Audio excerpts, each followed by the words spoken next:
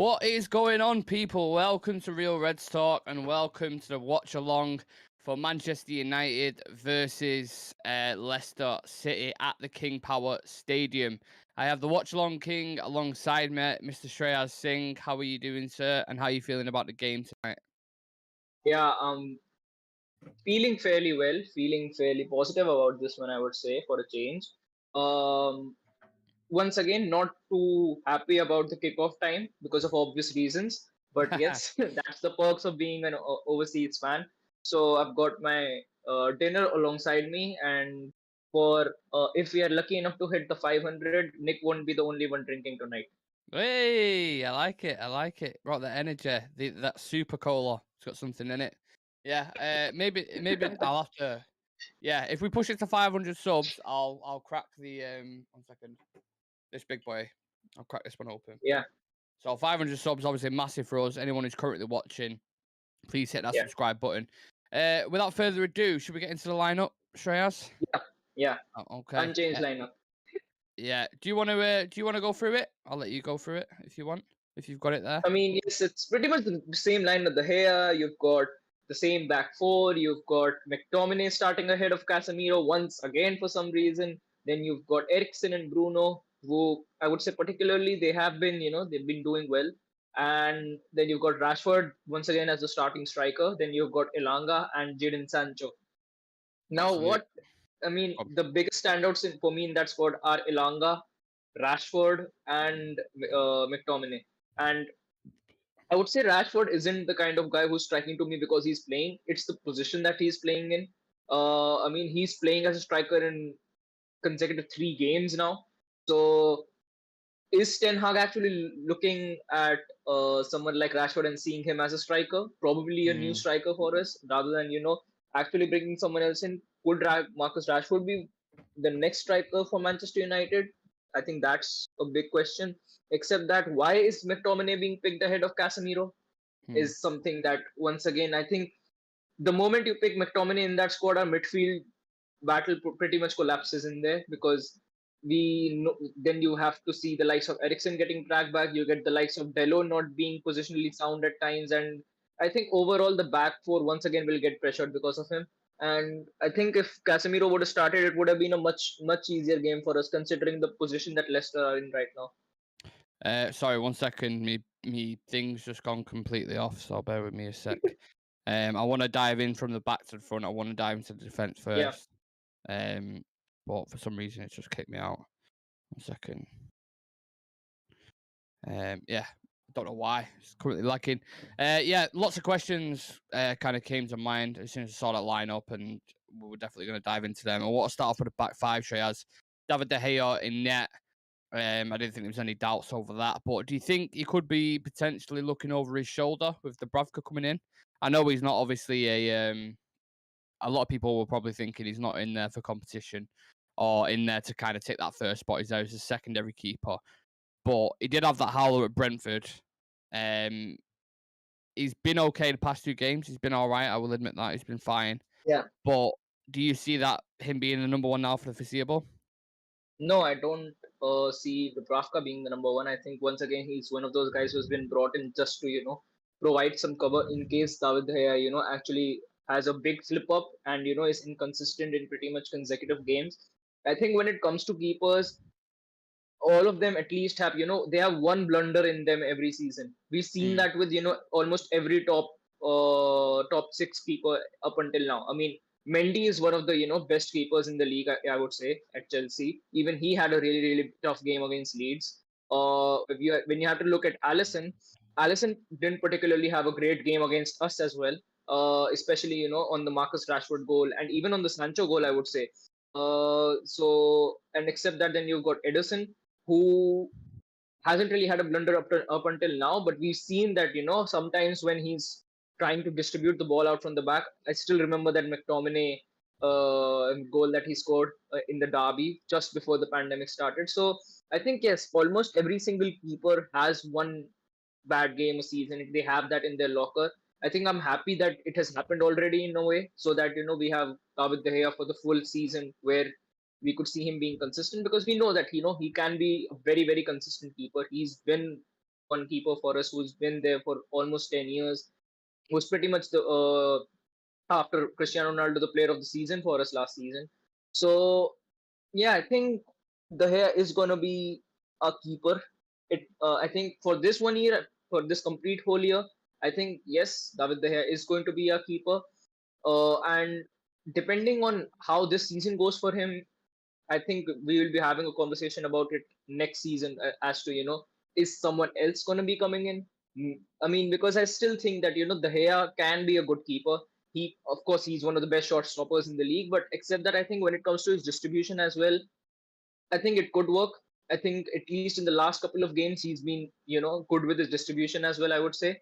Because you've not seen him, misplacing the ball while distributing or just, giving away possession the moment he tries to, throw the ball out from the back. I think Martinez and Varane are helping him out a lot while he's been trying to distribute the ball out from the back, build the attack from the backside. So, yeah, I think with the new centre backs, even De Gea looks more composed. Yeah, 100%. I just will you be able to keep an eye on the chat? Yeah. Who's throwing comments in and stuff like that. Let me throw a different question to them, just sticking with We've got the Wilson Bullock and Ugly Bear both saying hi. shout out to them. They are always supporting the channel and they're always on every show. So big up yourselves. Hope you're excited for the game and hope you're looking forward to it. We're just running through the lineup currently. So yeah, just sticking with David De Gea at the moment. What happens then? Let's say we have another situation like the Brentford game. I don't want to make this the David De Gea show because I trust in him at the minute. He's done well for the past couple of games. But if he does drop another howler, what happens then? I don't think he'll have one. I actually personally don't think he'll have one. Are you willing to back that and put your money where your mouth is? Yeah, I think for De Gea, I can actually go off a cliff. For De Gea, if you have to, look at this entire squad, I think De Gea is the only one I would do, actually do it for. You are a massive fan of De Gea, aren't you? I mean, growing up, I think after Wayne Rooney, the player who actually drew me towards Manchester United was David De Gea. So for me, even in the glory days, I would say, when I actually started watching Manchester United, De Gea was the biggest rock in that team. Especially, I still remember Juan Mata's free kick when he was at Chelsea, and he practically just dove in all together to the roof of the And for me that was the moment where I actually felt like this guy is something else, and that's why for me David De Gea is one of the guys I actually idolize upon in this squad. Absolutely. And two players you mentioned before who are starting in front of him, Shreyas, are Lisandro Martinez and Varane again. Third successive time. I think this is the longest Varane's actually been fit. It's a record. It's a miracle. So yeah, they've started. We've only conceded 1 goal in 2 games, and obviously beat Liverpool, beat Southampton, keeping a clean sheet against Southampton. Coming up against a different kind of striker tonight in Jamie Vardy.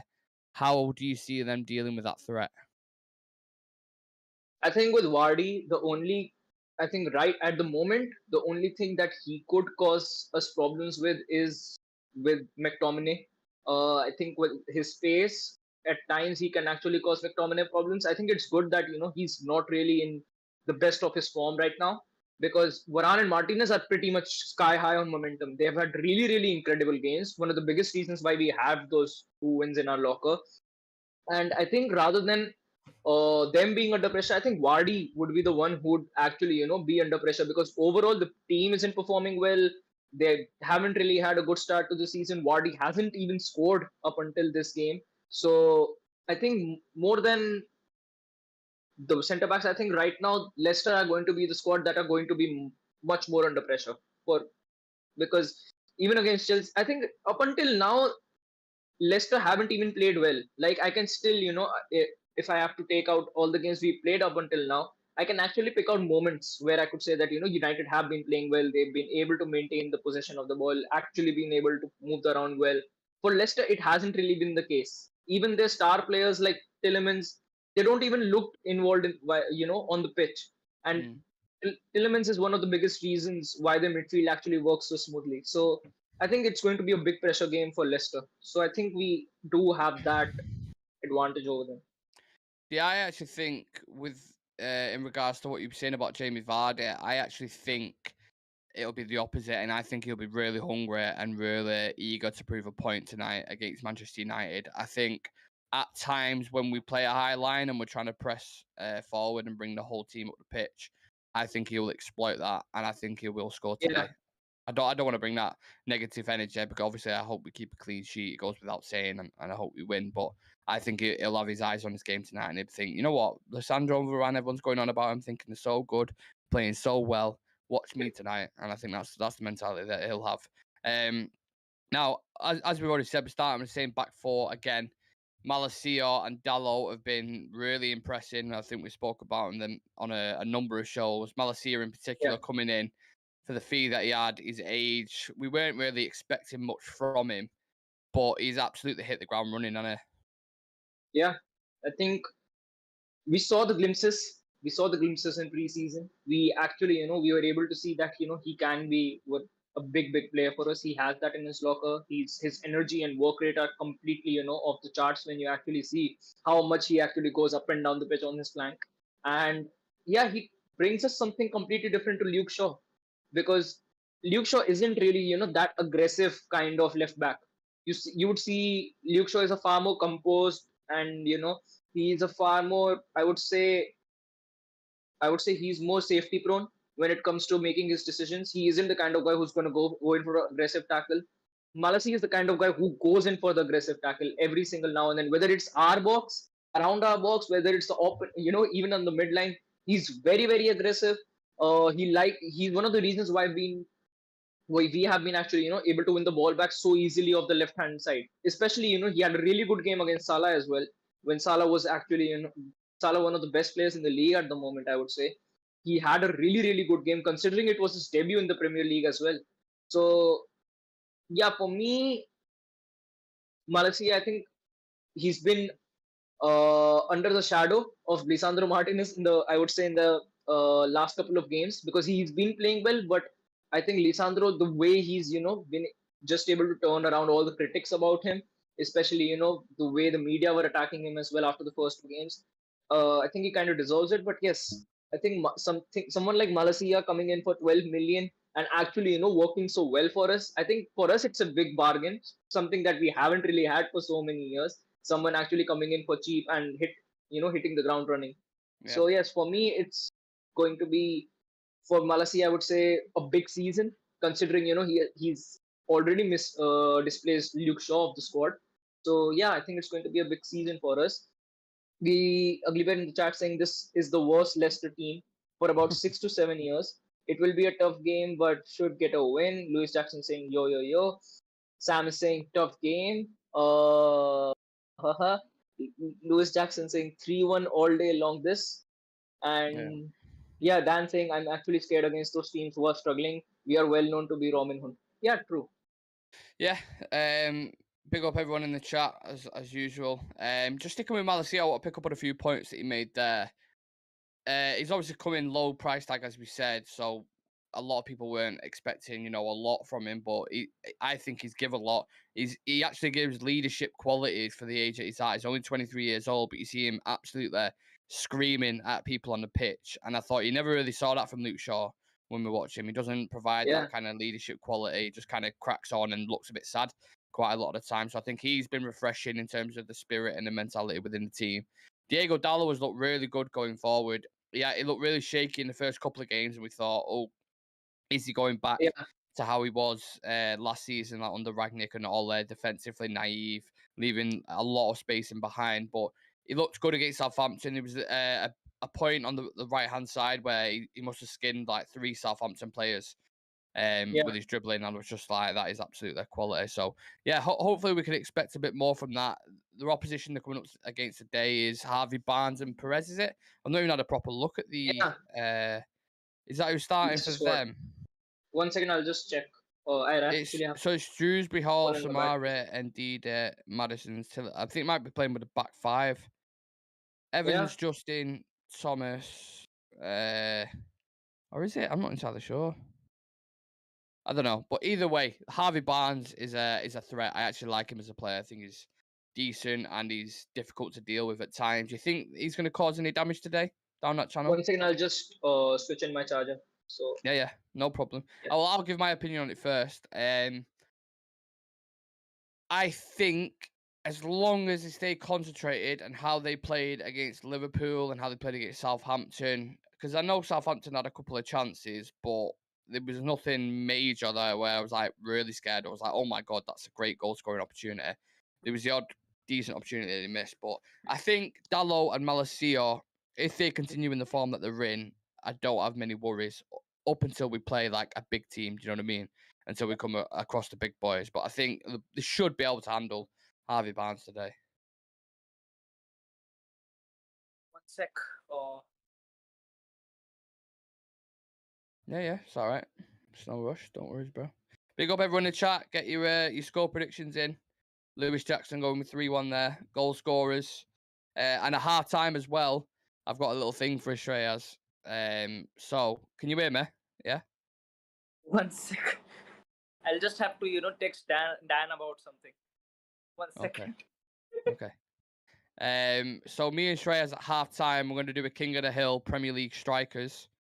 We're going to go through that. So basically, the way it sets up is I'm going to give one striker there, and you have to kind of do that with him. I want to keep throwing different ones every time, and then we'll see who gets King of the Hill. Also going to do a start, bench, and sell Premier League edition of all the greats from the Prem, and then we're going to do some transfer window trivia as well. So going to be fun, going to be up to date, going to be jam-packed as always, and hopefully we get a win as well. Are we all good, Shreyas, now? Yeah, we're all good now. I We're all plugged good. in my charger at 1%. All right. So Yeah, let's take a look at the elephant in the room, or the elephant on the pitch, and that elephant being McTominay. What's going on there? What do you think Ten Hag's thought process is not playing Casemiro? I think McTominay has some blackmail on him or something, because It he has was to. absolutely he was absolutely horrific in the last game. I think against Liverpool, he pretty much we saw the world class McTominay performance that for McTominay it was 100 on 10 performance, I would say, against Liverpool, because you can't expect him to do that sort of work every single day, and it wasn't even a performance where you could actually say that he was world class. He was world class according to McTominay's standards, and that's the best he can actually deliver for us. Casemiro being benched, I really don't agree with it. I think he should have been starting in this game. Could have given him the confidence for the match against Arsenal as well. And a five-time champ. I think we had this conversation before as well. A five-time Champions League winner could be benched by the likes of Scott McTominay. Well, I understood it the first game because it's his first game back. Yeah. He's hardly trained with the team. He needs to get like accustomed to it and stuff, playing with everyone. So you're only playing for 10 minutes there. But this game I'm kind of thinking, I thought Casemiro would have been really important today with the likes of Tielemans and Ndidi in the pivot. But he's gone with McTominay again. I don't really understand it. I feel like he's going for the kind of don't change a winning team. Do you know what I mean? Because they won against Southampton. Yeah, it could be. We've seen managers do that at Manchester United before. Dan in the chat is saying McTominay is having all managers' secret video. And he thinks Casemiro and Ronaldo will start against Arsenal. Ugly Bear saying McTominay must be Joel Glazer's love child. Yeah, it's got to be something going on because every manager, even Mourinho, like highly praised him. Fergie highly praises him. Rangnick always played him. Ollie always played him, and now Ten Hag's played him. I think he's played every game on it. McTominay.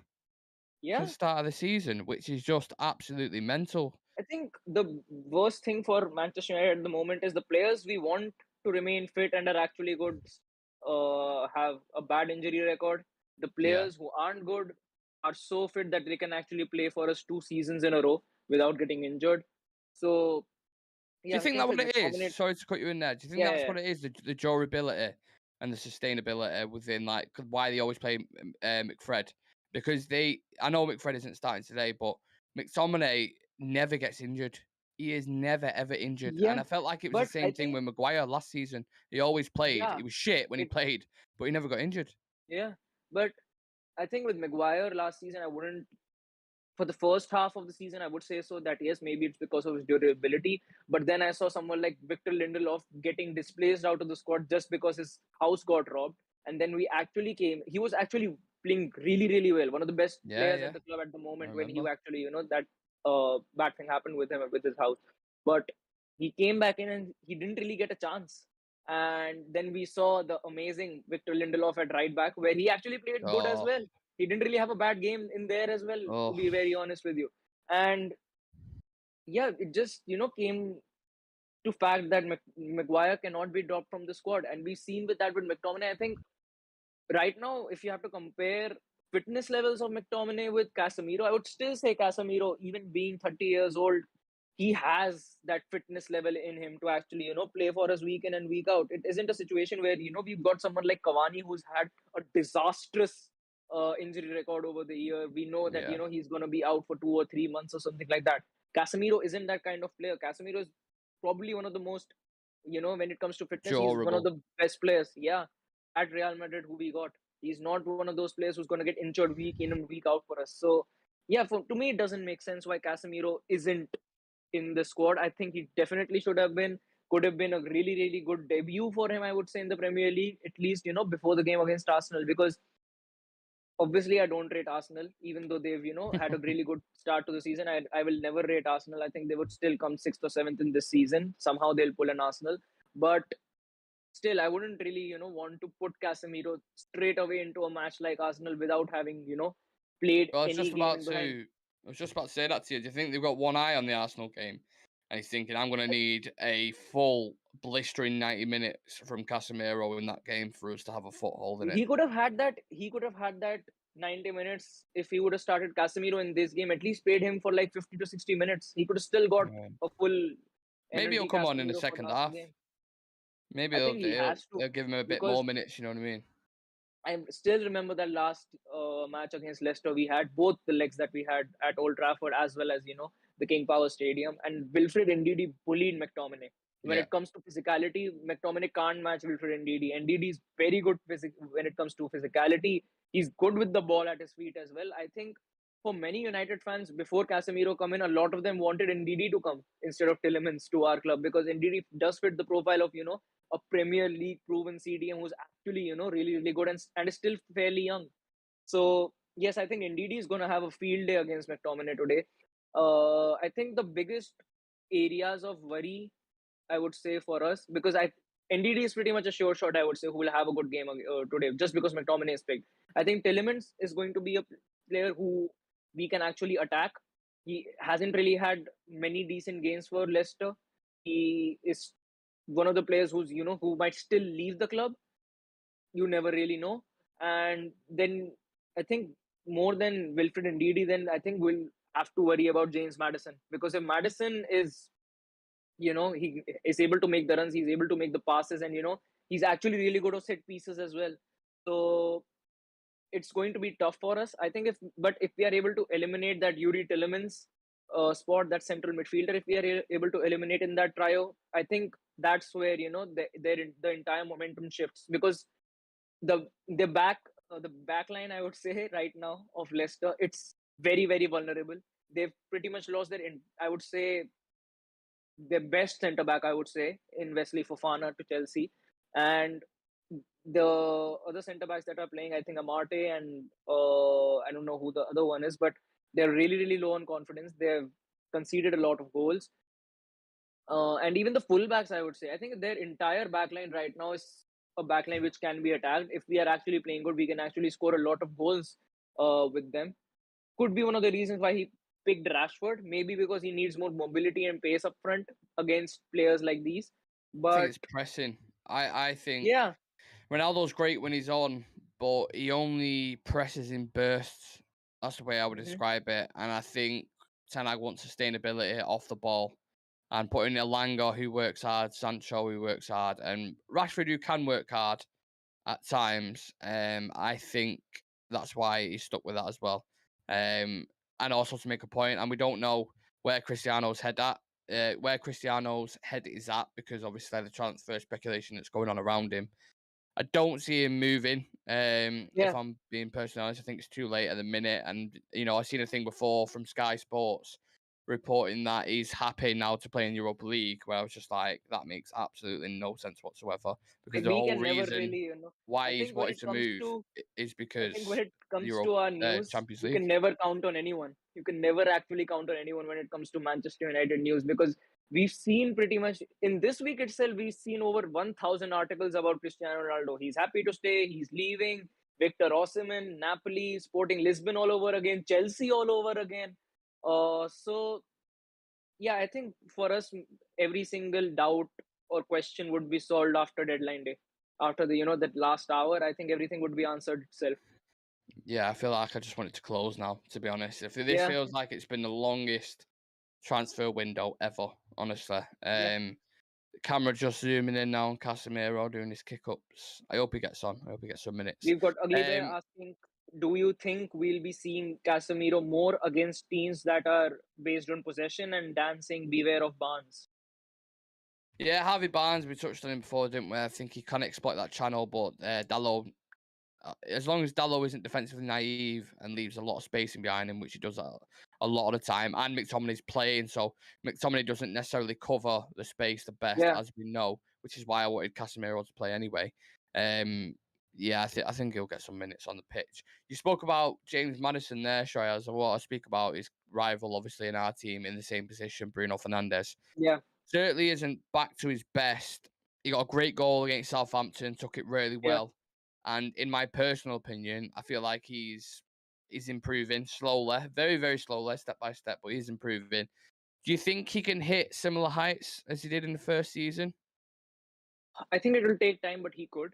I think we'll actually, seeing him actually revisiting certain glimpses of himself. I would say in the game against Southampton, the goal that he actually scored is the goal we actually expect Bruno to score, because in that first season, his finishing was absolutely class. We could actually, whenever Bruno had the ball around the box, we actually, there wasn't even a question where we would ask that Bruno would be able to finish it or not, because his finishing was so good when he was in those areas that we expected him to score.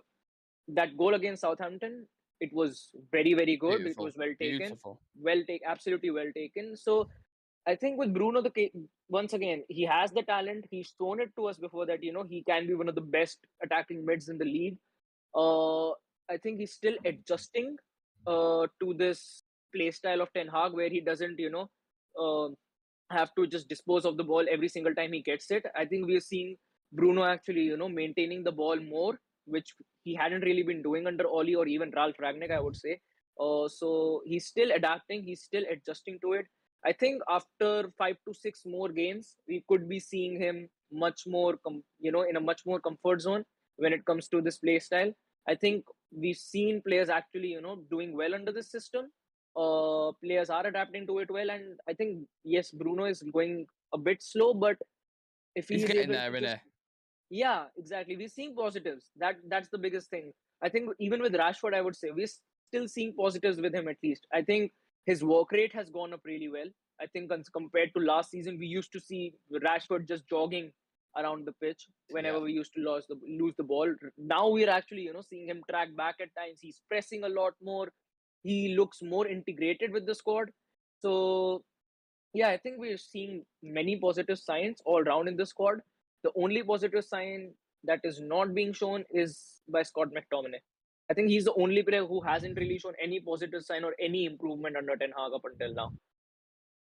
Yeah, do you know it's a weird one? I feel like a lot of the players have improved even by their shit standards, and I would throw Exactly. McTominay in that. Like I know like you're saying he isn't, and that's fair. You're right to your opinion. I do think when you compare it to last season, because of how bad it Yeah. was, it's a Yeah. slight improvement, but it's not enough. That's the way I describe it. I want to talk about Christian Eriksen straight as because he has low key been one of the best signings this summer, in my personal opinion, and he was on a free. I completely forgot last season what a composed, intelligent footballer is because our Yeah. midfield has lacked an identity for so long. You never knew what you was going to get with it. It was just absolutely terrible. And then Christian Eriksen comes in, provides his calmness, the creativity, great on both feet, intelligence. Like it's kind of like what Juan Mata had, but obviously Juan Mata didn't have the legs with Exactly. it as well. So Exactly. do you remember? Do Exactly. you remember last season when we played Brentford and we beat them 3-0? Yeah. Juan Mata Yeah. played, didn't he? And we was talking after the game that he knits the play together. People like playing with him, Yeah. and Christian Eriksen fits that bill, doesn't he? Exactly. And I think the best part about it is Eriksen is right now is in the prime of his career, basically. Mm, He's 29. This is the best of Eriksen that we are going to get. And we're getting him on a free. So even if it doesn't work, I would say it's not going to harm us in any way because it's a free exactly. transfer. And if it works out, it's going to be, a big boost for us. We didn't really have to pay anything for him, and we're still getting, Yeah. something completely different, something, Yeah. I would say, more consistent than to what other players have to offer to us. Then we've got people in the chat once again. Ugly Bear saying, who was the last player that Manchester United signed on deadline day? I don't count Anthony as a deadline day signing, and we are on 494 subscribers. So please, please, please make sure to smash that subscribe button. We are really, really close to hitting 500. Yeah. Please help us in reaching that mark within the stream itself. And Nick will be drinking. I'll be drinking Coca-Cola just to support him. Yeah. Cavani and Ighalo were deadline day signings. How are we Yeah. feeling about Casemiro not starting? And does Elanga lose his spot now that Anthony is here? Well, yeah, I was just going to touch on the front three then, so I'm glad you mentioned that comment. I think we touched on Casemiro before, but obviously both of us are not happy about him not starting. I think we should have started, but maybe he's got one eye on the Arsenal game. Who Yeah, knows? I want to touch on the front three. I want to nip downstairs as well, though, and get some cider. So I'll ask you the question, and then I'll just quickly nip downstairs. yeah, We've got mixed opinions on this at the minute. There's a lot of stuff going on with the forward line. We've obviously just brought Anthony in for a massive 100 million euros. We've got Cristiano, who's pretty much wanted to leave all summer. Now looks like he's staying. How you got Rashford as well, who done well against Liverpool, got his goal, yeah. looked a threat, but then went missing against Southampton. How do you see the dynamic of this team going forward now? Do you drop Rashford, put Anthony in Sancho, and then Ronaldo up top? Or do you rotate like frequently, like Ten Hag suggested he might do, and Yeah. switch up? How would you work with that dynamic? And just talk to the viewers whilst the thing just whilst it downstairs. Yeah. So once again, just to answer next question, I think with Anthony coming in, it's really, really important now that the Premier League also offers us.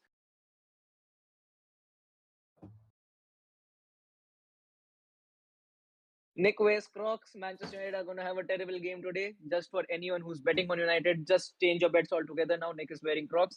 But yes, coming back to the point, the biggest thing is the Premier League also offers 5 subs now, and we do desperately need that quality to actually come on when we actually sub off someone like Anthony or even Sancho, or whether it has to be even Rashford. Ilanga isn't the kind of guy who's going to come in and provide you with the quality. I think he still needs to go out on loan. I think there's still a lot that he has to learn. I think with Anthony coming in and with Ronaldo staying now, I think for me the first starting front three would be for Sancho to go back to the left wing spot. I think he looks much more natural and much more composed there. He's playing very well at the right wing as well, but I think with on the left wing he looks more destructive. Then I would have Ronaldo up front. Then at the on the right hand flank I would have Anthony, because Anthony's destructive with his pace. He's got the skills. He loves to put in crosses, and one thing that we haven't really seen with Ronaldo is that aerial ability. And now we've got someone who can deliver those crosses to him. So yes, one point is definitely going to be that. And yes, I think even if Rashford has to drop out from starting a few games, it wouldn't really matter, because with the volume of games that we've got coming up because of the World Cup, people are going to play, and we do need alternatives that are going to be good for us. So yes, either way, I think it's going to be working out well for us. Nick, calm down with the leg. You're getting mixed. How to like Zakaria Adam. Why did he start under any other manager?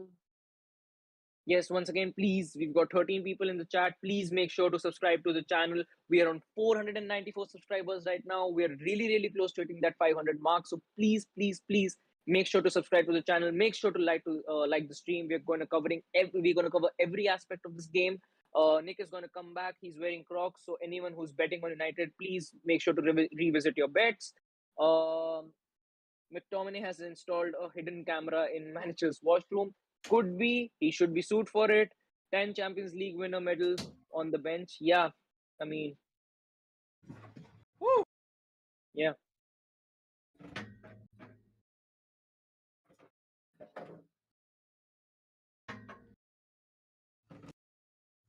Cristiano Ronaldo to Atalanta is a done deal. Here we go, coming out Stop from it. Fabrizio Romano. Stop it. Not falling for it. Not falling for it. Oh, just stocking up. Yes, since you have the world behind you, can you give us your best Mr. Worldwide Pitbull impression? I really can't. You I'm can't do a very Pitbull impression. No, I can't. The only song I heard from him was one of the World Cup, We Are One, and one was the Green Light song because it was WrestleMania's theme song. Do you do any impressions? Any impressions in the locker? At all? I think I do know certain impressions, but Okay. it is about people. I think it could be offensive, not meant for Okay. kids. So, I mean, considering I'm a kid myself, so it's a big step for me. Do you know who Gordon Ramsay is? Yeah. Okay, come here, big boy. You know what I mean? Yeah. He came to India for a MasterChef shooting. Did I it? was, yeah. Master Chef shooting. Yeah. What do you mean? Yeah. There's a show called MasterChef in India. Yeah. So But he what do you mean a came Master Chef shooting? like a show shooting, Oh, not like right. shooting. Fucking hell. Jesus Christ. The way you worded that then, I was like, what? But yeah, I'm with you now. I'm with you. Yeah. So yeah, I was a kid back then, so I didn't really know who he was. But and I think Okay, most come of the here, big people boy. didn't know him at that time. So the reception that he had wasn't really that grand either. But I think it's yeah, TV Gold, mate. yeah, I've seen him of a lot of times after that. Can you do any But yes, accents? Try to do an English accent. What do I sound like to you? Try try do it. Obviously, if I do it to you, it's gonna come across really racist, so I don't want to do it. But if you do it to me, I'm not gonna take offense to it. So, do you know what I mean? If I start doing an Indian accent now, it's not gonna go down well whatsoever. I mean, I still remember the time Adam, tried to play an Indian song on his guitar and tried to Oh sing it. yeah. I remember that. It did sound too bad, to be 495 fair. subscribers just by talking Yes. about that. Yes. Five more to go. Please Five make sure to more, subscribe and to I'll the do my channel. Indian accent. Five more, and I'll do And it. yes, if we hit 1,000 subscribers on this stream, Nick will kick the Glazers out himself. So yes, that's an option as well. I'll tell you right now, if we hit 1,000 on this right now, I would honestly go cannonball in the river right near me, and I'd film it. I'd go live on TikTok or I'd go live on Instagram, probably Instagram on the Real Reds page, and I'd just So go yes, if you want cannonball. to see Nick drown in the river on an Instagram live, Oh please no, I'm make a sure good swimmer. Don't worry about that. I'm a very good swimmer. I won't drown. If you want someone else to make Nick drown in the river, please make sure. Yeah, if you want that, then yeah, you gotta give him what you want. You know what I mean? Have to give him what you want. Exactly. If Cristiano was desperate for Champions League, why didn't he look at Rangers? Gerrard impression getting fired. Please do an Irish accent. For Gerrard, you have to sound like a squeaky door closing. And 1-2 win. Who's Like asking that? For the Gerard. Adam. Adam. Yeah, of course. Yeah. That's all you have to do, Gerard. That's all you have to do. And an Irish accent, I can only really do Northern Ireland. That's like my go-to. So listen here, you beanhead. That's like me Belfast. I can't really do Republic. I From the once had Republic an of exchange Ireland. student from Ireland, and I was at, I think, in 8th or 7th grade at the time, so I didn't really know much about history. I was actually reading about it, about Northern Ireland and stuff like that. That there's a whole dispute. I didn't even know that Ireland was bifurcated into two parts. So when he was telling me about it, I just said to him that you're in India right now. We have our own problems right now. We've got pretty much 2 to 3 countries all around us trying to kill us every single day. We've got our own problems, and Can't argue with that, can you? Okay, now. 3 countries around you trying to kill you. Oh, is that still the case to this day? Oh, yeah, it's just 2 now. countries. I mean, Just 2 now, if so you it's want to alright. regard Pakistan as a country right now, maybe you can count them. But Yeah. yes, except that China is the only one, because the countries around us are pretty much falling right now. Pakistan is pretty much crushed completely. Sri Lanka is in I would say tatters right now, considering how the elections and how the way the president and everyone has pretty much just ran away from the country. I It's love going. how It's you say tattoos. I yeah, love it. It's got that little yeah, like Indian twang to it. and then you've just got China. So for us, and Let's for me, not get into it's China because I don't want to turn it into news night. It's gonna turn all political and shit. yeah. The only thing I would say, the biggest issue out of all this was my game got banned, and Mm, I can't play my game yeah. professionally just because of two Forget countries about rivaling. all the homes that have been bombed, the people that have been killed. Yeah, Treyas can't go on PUBG. yeah, That's the main point. They're missing the point. People aren't reading between the lines. exactly. Sort it out. Sort it out ASAP. It's bullshit. Absolute bullshit. And also, I'm not letting that slip through the lines. By the way, I want you to try do my accent, please. I want to see what I sound like to you, or what you think I sound like. I mean, you sound like the Do you think I sound pretty much. posh, or do you think I sound a bit like roughed up? You know what I mean? No, I think you sound normal, not like not like roughed Normal. up, not even posh. What's normal? Yeah, it's the borderline. I would say the middle line where you could say just in between there. I think you're about there. The only thing that gave me, something that I had to actually learn off was when you and Sam used to, keep talking to each other, and you used to use the phrase "in it." In it. Oh So right. Yeah, yeah, yeah, yeah. so You on couldn't two pick up on occasions, that like easy. I couldn't pick up on that, but then I talked to a few people, and then I actually got to know that, oh, it's just a normal phrase that is being used. Because at times I thought you were quoting something completely different altogether. Yeah, So I used the to, famous quote from yeah, Gandhi. In it. in it, Yeah, in it. Yeah, yeah, famous quote. But yeah, that's what I mean. These kind of things. Obviously, you don't notice your own accent because it's normal to you, so you don't really know what I yeah, mean. Like if I hear someone from London or someone a Scouser or Irish, and obviously pick up on it straight away. But to them, it's just normal. So I always exactly. want to know what I sound like to other people. And the funniest thing was when I went to Thailand and actually met a subscriber for the first time in my life. Yeah, Uh, the one of the questions that they asked me where I didn't even know what to say is that, okay, so you are an Indian and you speak English. You've got the other guys who are based in England and Ireland who pretty much they have the accent and they have their Queen's English, their way of speaking. Then you got USA, they've got Australia. Which category do you fall in? And I said we are in the category wherein we just take the good parts out of every single else, and when there is a debate about a pronunciation or a term being used, we just fall in line where we actually think that this is going to work well yeah. for us and this isn't. Isn't there like Sam said this in the thing? Isn't there like 80 different languages in India or Yeah, something like that? yeah, That is there are 80 nuts. different languages. I mean, if I just go to the back, like the back of the city I live in, there's going to be a completely different language over there. I completely We believe in it. we have two different languages in England. Did you know that? No. We have Scousers and then the rest of England. Yeah, of course, chicken and chips. Steven Gerrard. So we've got the teams lining up. 5 minutes till Yeah, kickoff. To be honest, I did have a lot of stuff I wanted to talk about Leicester, but let's be important. Our chat in yeah. general's better than that, so forget all that crap. Say Remember at Casemiro. half time? Dan is Dan is saying say Casemiro is a third signing in an Irish accent. China hates you too. Nick is the least posh accent. Sam saying Nick is the least posh accent ever. He is common as a mongrel dog. Adam saying Jesus. I You always just say call me a anti-Tate. mongrel dog? Fucking hell. Adam Wow. saying I always saw anti-Tate as full Mancunian accent. Your boy's accent is a lot lighter. Yeah, I don't know about that's what I mean. I'm not entirely sure. What they say? Say Casemiro's what in Irish? Casemiro is our third signing in an Irish accent. Casemiro's our third signing. Make of that what you will. Casemiro's easy to say in that thing. Casemiro. It's got that little, Yeah. you know what I mean? That twang. Oh no, turd. That's how Adam says it. I've just clocked now.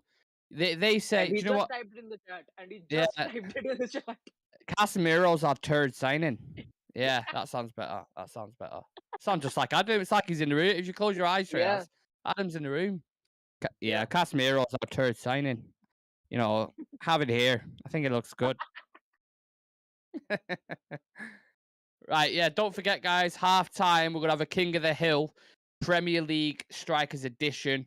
So I'm going to throw Shreyas 2 strikers and ask him who's better, and then I'm going to keep throwing better ones until we get to the very top, and we'll find out who King of the Hill is. I'm also going to do a start, bench, and sell of Premier League players. So, for example, David Silva, Ozil, Bergkamp, I'm going to ask them kind of questions, and there's like 10 of them we'll go through with Shreyas. And we also have a transfer window trivia. So best signing, best value for money, worst signing, all that kind of jazz. That will be at half time. So make sure you stick with us. Also, make sure you subscribe to the channel, please. I'm trying to push for 500. Let me drink my whiskey, please. Let me drink my whiskey. Let Nick drink. Help us reach 500. 500. Share it with your friends, all that kind of shit. Not this, because this is mine. You can't share this. But if you share the YouTube channel, tell people to subscribe, push it. I will crack this open and do a gigantic shot of it. That is a promise, an absolute promise. I spent half of my life saying yes and no, pretending to be as if I know English. Dan is saying that in the chat.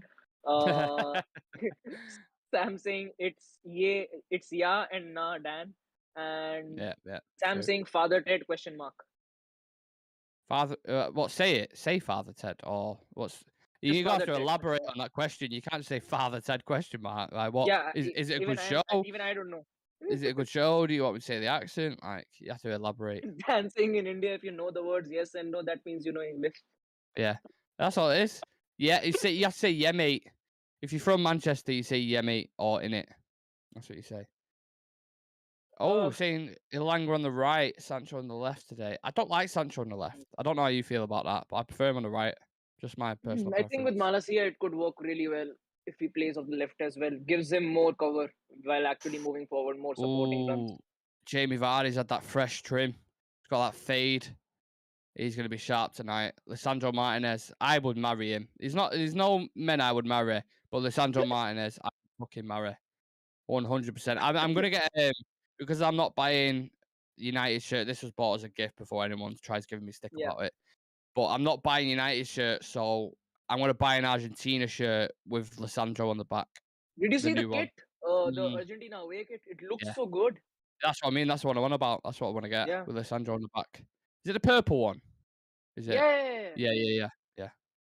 I think that looked good, and even the Mexico away kit looked really good. Yeah, dope as fuck. You know what kills me to say it? Because English people traditionally hate German people because German kit is looking really great as well. I mean, it's absolutely gorgeous. With England, the only colors they like to play about is white and blue. Shite.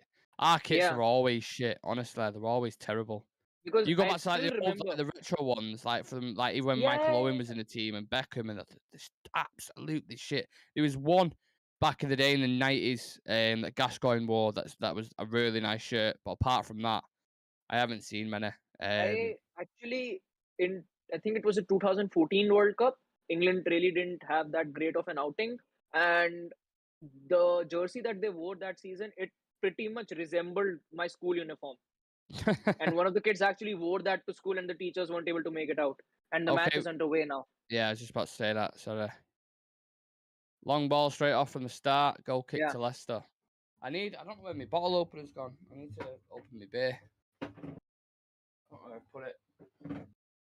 You ever do that? You just put shit down and it just goes missing. It always seems to happen with me. Let me just 1 sec. Let me get it.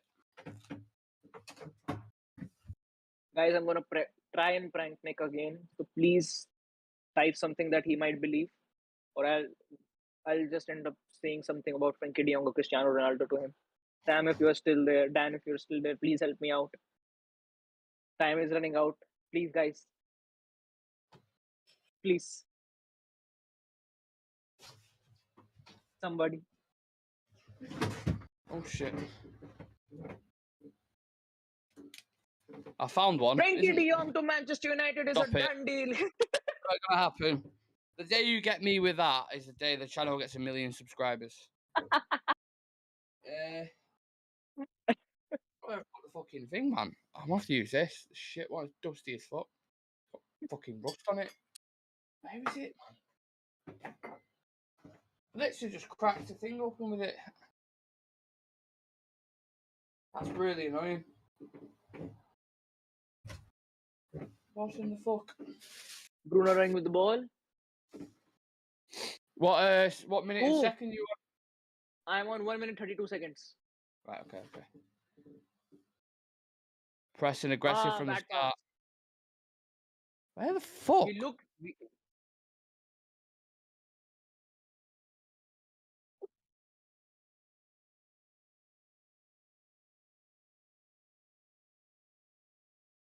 De Gea with the amazing distribution out from the back.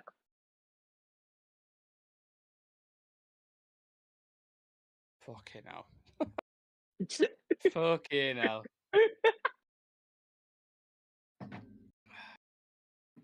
I don't want to be that guy that always mentions the same thing, but what can I do? What minute did you say you were in? I think you're ahead of me. I'm on 2 minute 18. Oh, I'm ahead of you. Yeah. Good header, Eriksen. Well, I thought it was Lindelof then on left wing. Vardy in behind. Lissandro. Ooh, give me a bit of a barge there. That's gonna be a fighting topic for the full game. That. Yeah. It's what I'm saying in the preview. When they're congested a bit, you'll get Tielemans throwing them balls in behind. Yeah. For Jamie Vardy, so we need to be, and Madison as well. We need to be careful of that. But I still think Vardy isn't ready for Martinez. I don't know. See,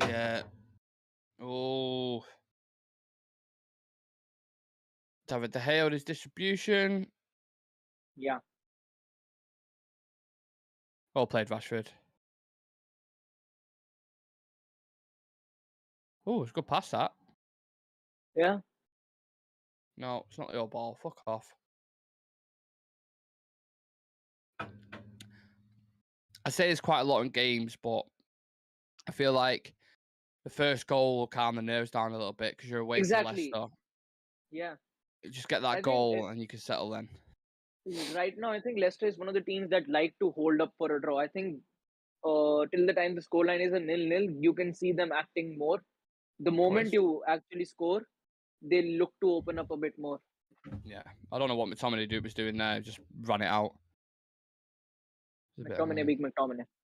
Yeah, kind of used to it. You remember that time that McTominay actually, this season, McTominay was moving forward with the ball and he tried to do a skill move and ended up giving the ball away when he was around the opposition box. Yeah, I remember Brighton where he gave it away and then scored. Yeah. Goes down as the worst midfield performance I've ever seen, I think. Yeah. Nice play. Well played, boys. Played out of that well then. Intelligent passing. More positive. I think we've had a better start than to Southampton. Yeah. We have. We aggressive on the front foot. That's a shit pass from Jaden, that. Very shit pass. Yeah. Well played, Eriksen. Well played.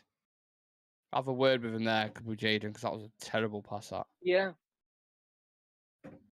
He tried, for some reason, to curl it a bit more inward than it was supposed to be. Yeah. Where's my phone? Oh, my phone, dear. I always have to turn notifications off because I always get a buzz like. Yeah.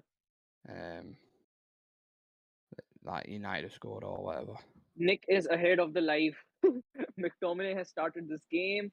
What's that game? Okay. I'm ahead of the live. Yeah. How does that work? I don't know. But yes, once again, guys, we're on 495 subscribers. Please make sure to subscribe to the channel and help us reach 500. Five more to hit 500. Just grab another form or an account from your. I break the leader out. This big boy gets cracked. Yeah. Nick drinks when we hit 500. Yeah. And that's a good thing when I drink. Comedy pours out of my brain. Yeah. Yes, sir. I'm actually feeling positive about this game. Feel positive. That might get absolutely stung out of me. But as it stands, I'm feeling positive. I feel like Leicester will create a few chances. But if we keep this tempo up, keep this aggression up, you know what? One thing I really noticed about us, we are terrible in the air and physically. Yeah. Because we play a lot of long balls. We did it against Southampton as well to kind of like defeat the press. And we never win it. We never get a second ball off it. Like, exactly. It doesn't make sense to me, to be honest. Fabrizio Romano saying keep an eye on Depay. It is still not over. Yeah. Well, Aaron seems to think that we're going to sign him, doesn't he? I don't think so. Go on. Oh, Yeah, Bruno's I think got time there. if Ronaldo leaves, that's the only situation where we would actually considered going for him. It's a bad. Rashford's trying to play that Martial, and he's just. Yeah. What a touch, Dallo.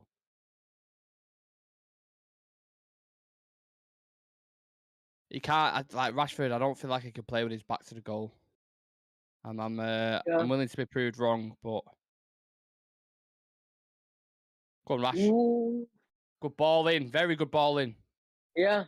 Oh, Bruno needs to do better there. Rashford actually played a good pass then, to be fair. Yeah. Could have been a good chance if Bruno could have crossed it in. Good pass. Very good pass. Yeah.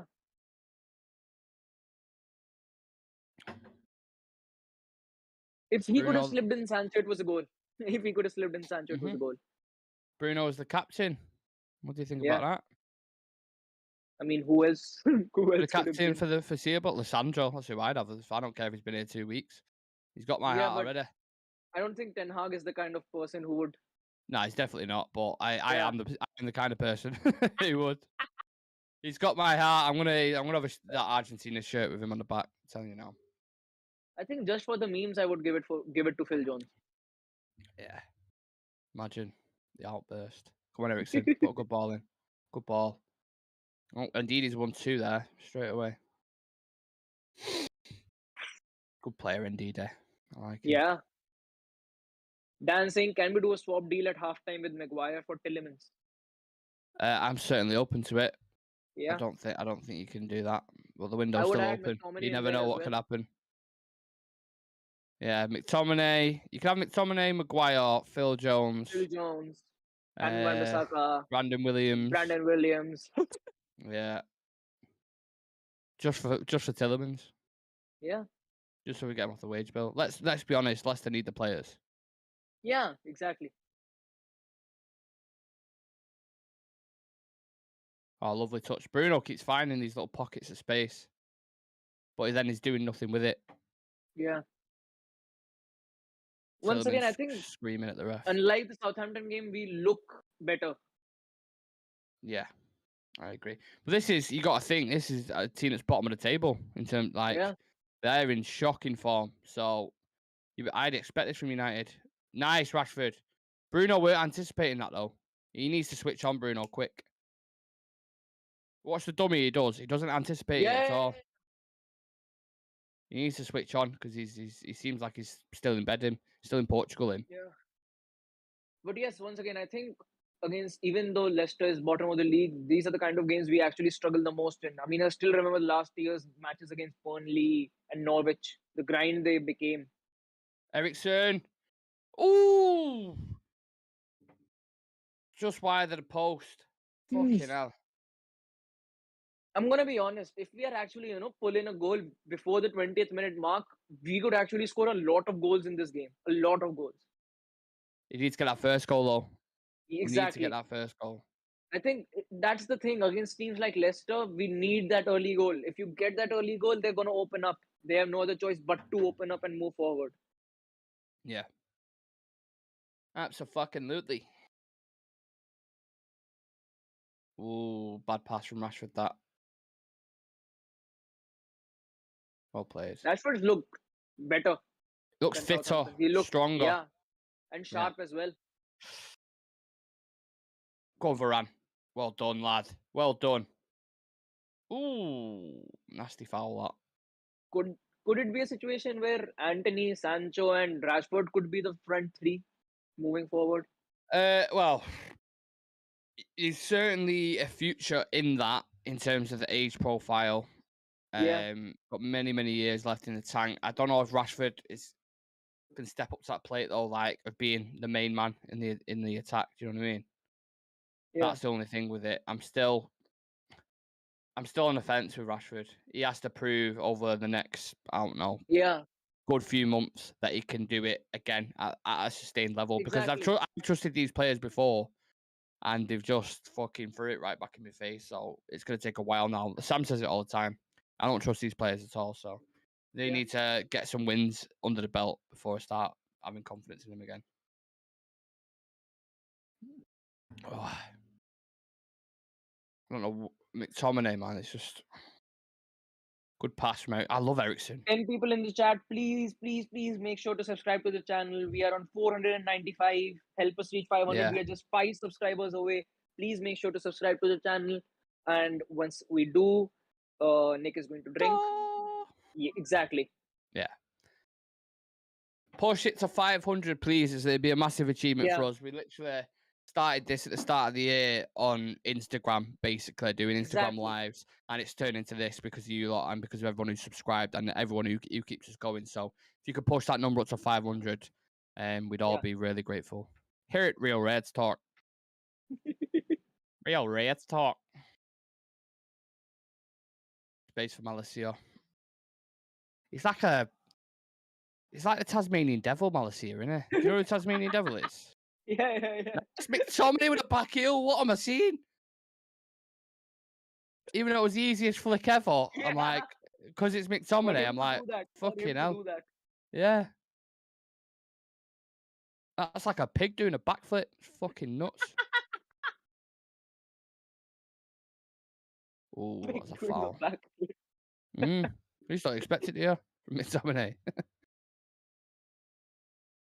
Fucking hell. Malacia's right in the box there.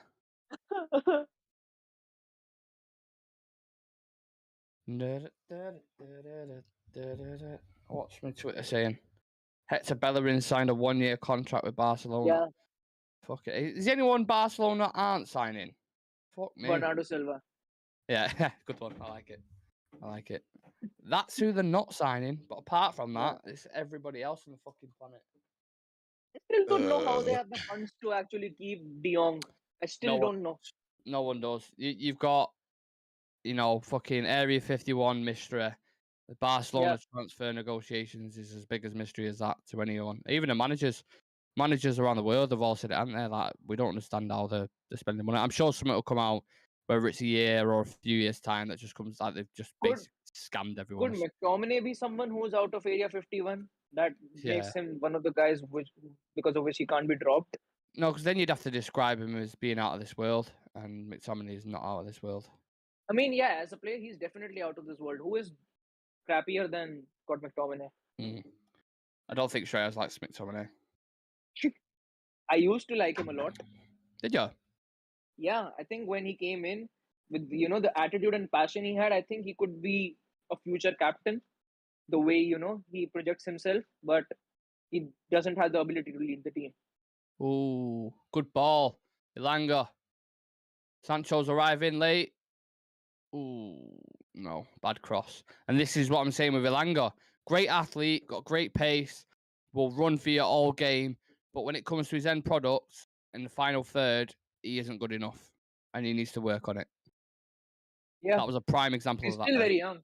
He's still very young. Yeah, I admit to that. But Severe said in the preview yesterday, United in 2022 should not be starting with Anthony Elanga in the lineup.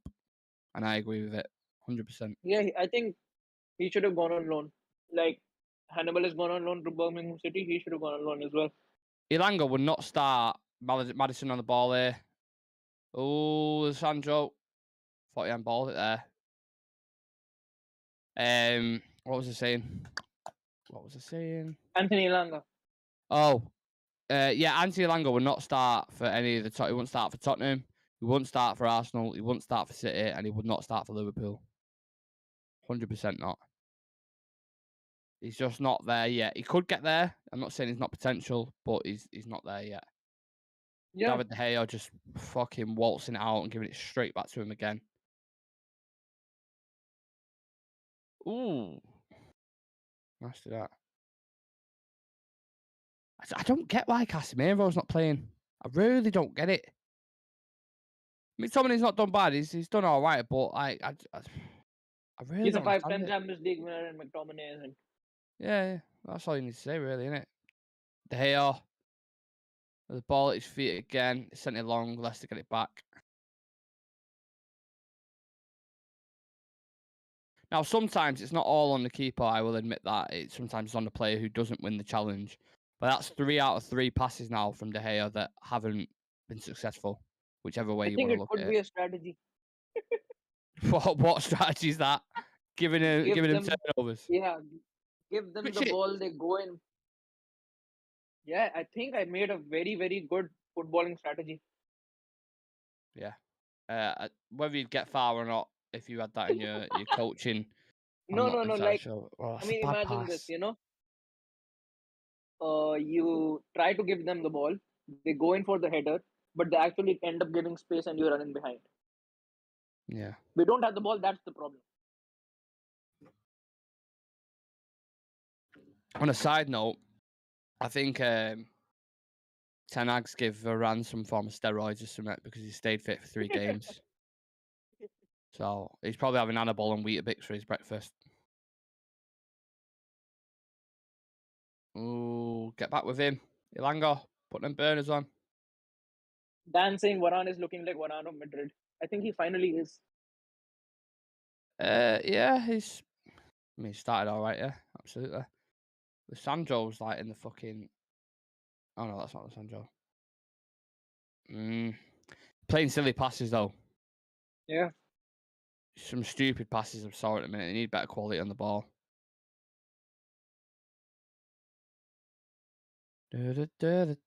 What's the significant difference we have, Shreyas, when Casemiro comes on?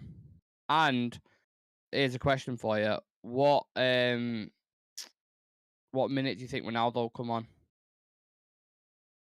I think 75th, 70 to 75 minutes. That's the point where both of them would actually come on. I think with Casemiro, I think we'll get the best out of our midfield automatically. Yeah. And you can push people up higher than like Eriksen. Exactly. And, Eriksen doesn't have to drag back then. He can be that creator who, just keeps on pulling in those crosses, pulling in those passes, rather than, having to track back every single time he makes that pass. Oh, come on. You can't get that foul there. Fucking hell.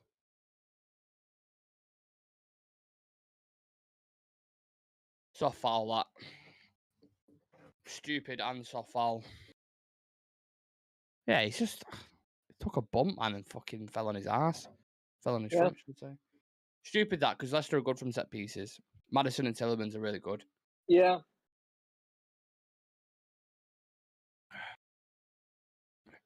Need to be careful on that 90 minutes on the clock. Actually, you know what we need to do for it? Get you tucking into your dinner. What have you got for dinner? I have chicken coins on a hot dog. Huh? Yeah. Chicken coins on a hot tub? Hot dog. Oh. Chicken corn on a hot dog. Fair enough.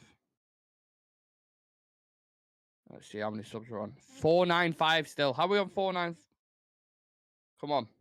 Push it up to 500, please. Ooh, not bad effort. Not bad effort at all. Dancing in the chat. De Gea loses the ball so that our players will get more off the ball time to improve their off the ball skills. Yeah, he's doing it as a training tactic. activity. Yeah. Yeah.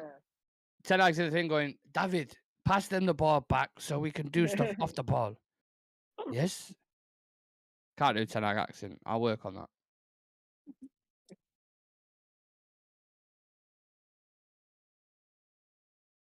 Come on. Started off good and then we just kind of faded a little bit the last 5 minutes.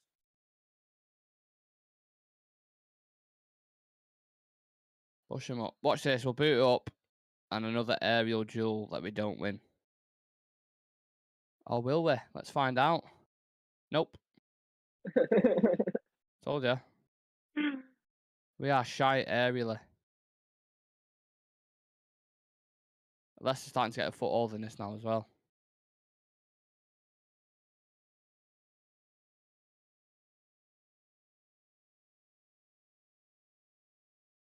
Come on, boys. Win that. Win that. Oh, it's a nice play from Vardy. Puts it out wide.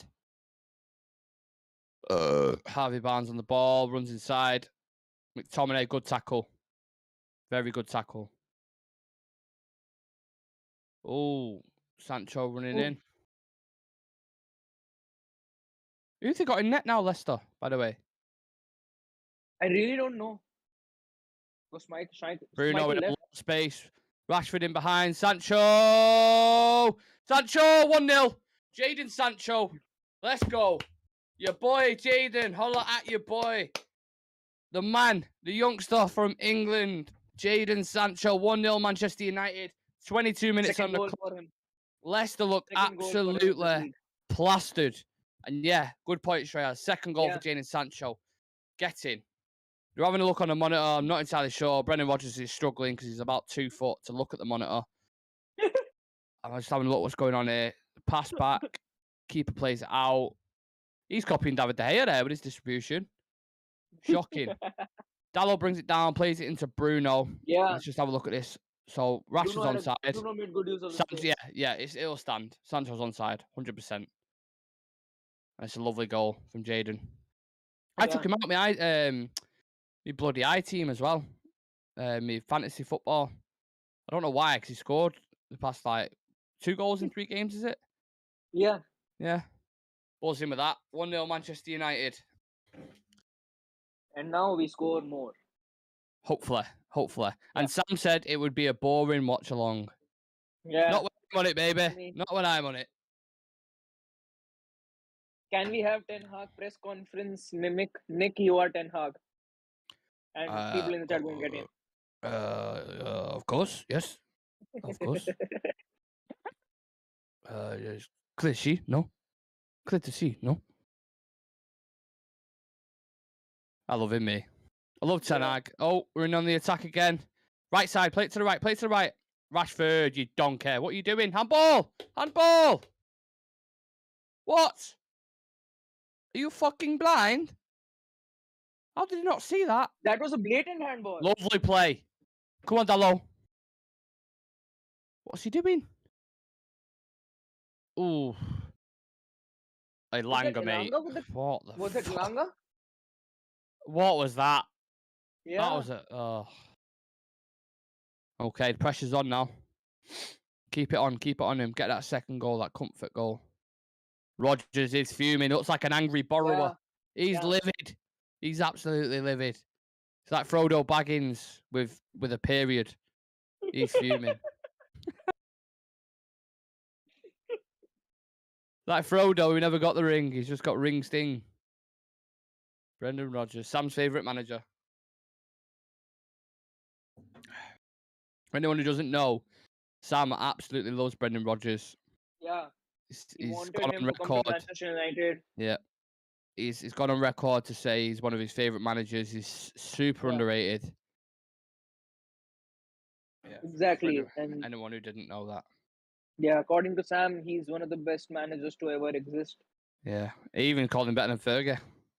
Yeah. Absolutely mental. People watching, if you have, I imagine most of these are already subscribers. Thank you for that. But please subscribe if you haven't already. Like the video. We're 1-0 up. Dan, could be a pace. Dan in the chat going, all praise goes to David De Gea. His missed pass gave Leicester the confidence to play higher. I mean, it is tactical. You see, it is tactical. Yeah, he's what is it? I can't remember what it's called. Nice, Lissandro. Oh, that is the way we played out of that. Watch this now, Shreyas, because you're a bit behind. Yeah. Beautiful. Absolutely beautiful. I haven't seen patterns of play like that from United for a long while. So the way we got out of that then gives me confidence. Switch it. It was lightning quick passing. Yeah, dummies. A couple of dummies in there as well. I like it. I like what I'm seeing. And we've got Anthony to bring us this and Casemiro. Don't forget. I don't want to... Do you think good with passing, now the 5 substitutions rule Eriksen. and Anthony coming in? Ooh. What did you say, sorry? I was saying, do you think with Anthony coming in and with five substitutions now being allowed in the league, do you think we have the depth and the quality with five substitutions? I don't think we've got enough depth because if we have one injury up top, let's say it's to a striker or a winger, I don't know. I look at the players that City bring on with their squad depth, and I look at players like even Chelsea. If Chelsea is Mount and Sterling are out, they'll bring in Pulisic or they'll bring in. I don't know who else they've got. To be fair, off the top of my head, They've still got Havertz. They've catch got that. Mount as well. Yeah, they've got depth. Martinez. You know what I mean? If Yeah. Kante's out, they'll bring in Kovacic, who's class. Exactly. You know what I mean? If Casemiro gets injured, it's back to McTominay. And they've still got Conor Gallagher Rashford as gets well. injured, it's Rashford up top. Yeah, exactly. Come on, boys. All these long balls, they just I'd look. That's one. Please remind me if you can when we do a review tomorrow, probably because it's going to be too late to do it tonight.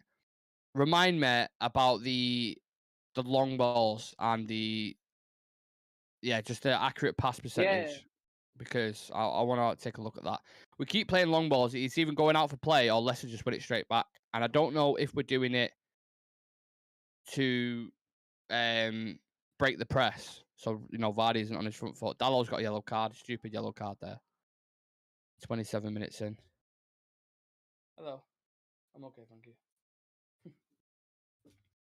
What's what? 1-0 United. Yes, sir. Yeah. No problem. I still see your shadow on my stream. Yeah. Help yourself. See, that's creativity flowing. I want it back though. You can have that one. Thank you.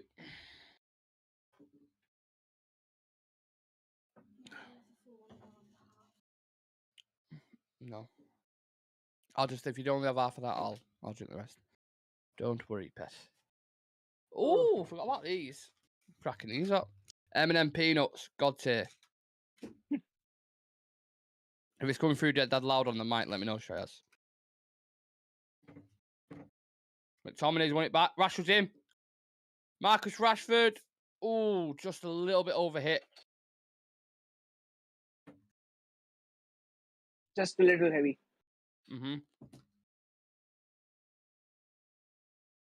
Ilanga's not playing great.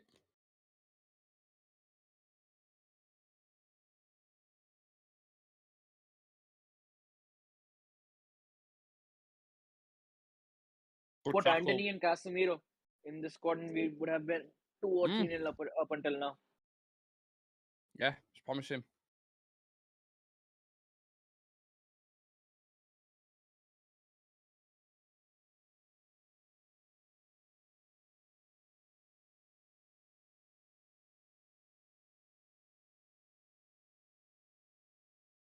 You see how Sancho is keeping the width there? When Anthony comes in, that's what he'll do.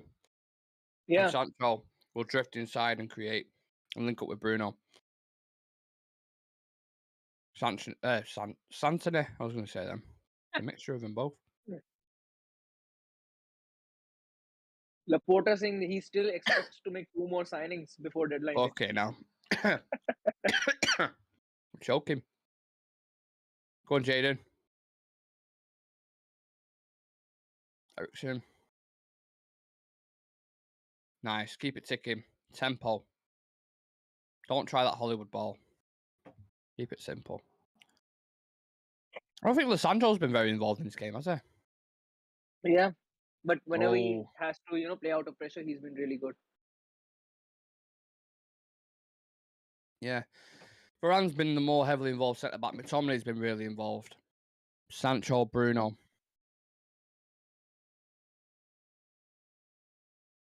30 minutes in. 15 minutes till first half. I need that second goal, man. Adam is saying Luke Shaw to Roma. Breaking news. No chance. Not on the last day.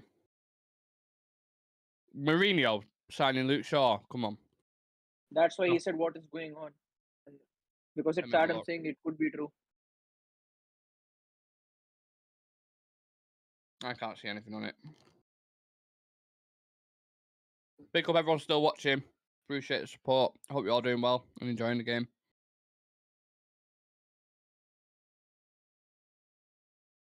Gerard Romero, who, as you know, is a journalist surrounding Barcelona.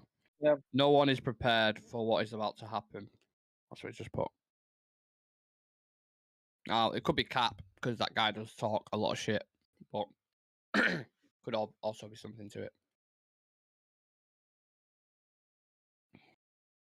That's a poor pass. Leicester are playing poor here. Link up between Bruno and Eriksen.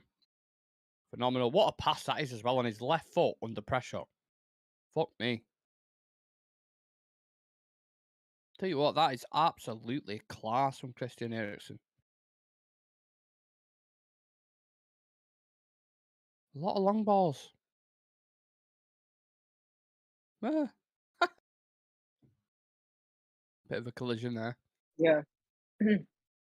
So give me your thoughts, Shreyas. How are you feeling? First 30 minutes. I feel good. I think if we would have been a bit more precise with our passing, I think we could have been 2 or 3-0 up, because Leicester really don't look up for it. They're collapsing under pressure. I don't think the keeper is having the best days as well. So yes, up until now, I would say I'm very happy with the way we played. I think it's just the passing that is keeping us a bit down. Yeah, there is slight lapses in concentration when it comes to the passing, isn't there? Not great. Ooh, Vardy's proper smashed into Malacia there.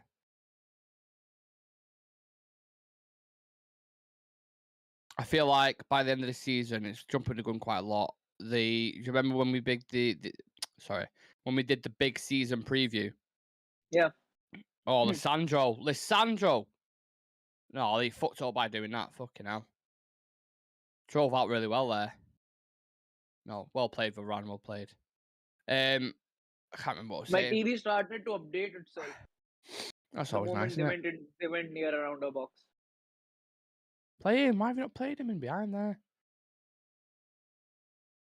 Yeah, do you remember when we did the big season preview? It was like he was the worst player of the year and all this kind of shit, and just dead depressing.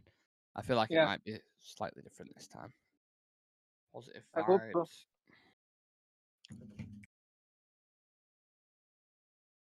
Tell you what, these M&M peanuts are going down a treat.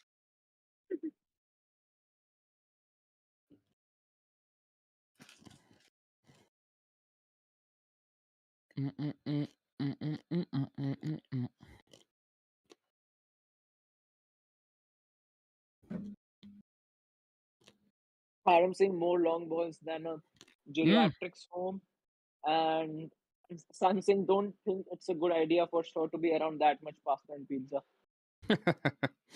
Yeah, Luke Shaw in Rome is an absolute disaster for his fucking BMI.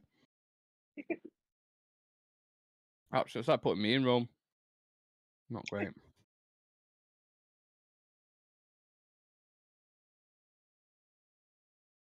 Uh, Oh. It'll be Luke Shaw because his legs have been chafing. Rashford. Ooh. Overlap. Ilanga with the ball in. Ooh. Again, if his final ball's a little bit better there, Sancho picks up on that. I hope my TV has rebooted. You not got it back on yet? Yeah, it said updating client, please don't move away from the screen. And I agreed. Fair enough. 35 minutes anyway. We're approaching half time. Slowly. I like it though. Nice tempo, moving it about. McTominay's. I was just about to say he's playing a forward pass, but then he stops and plays it sideways. I don't think he knows what breaking the lines is, honestly.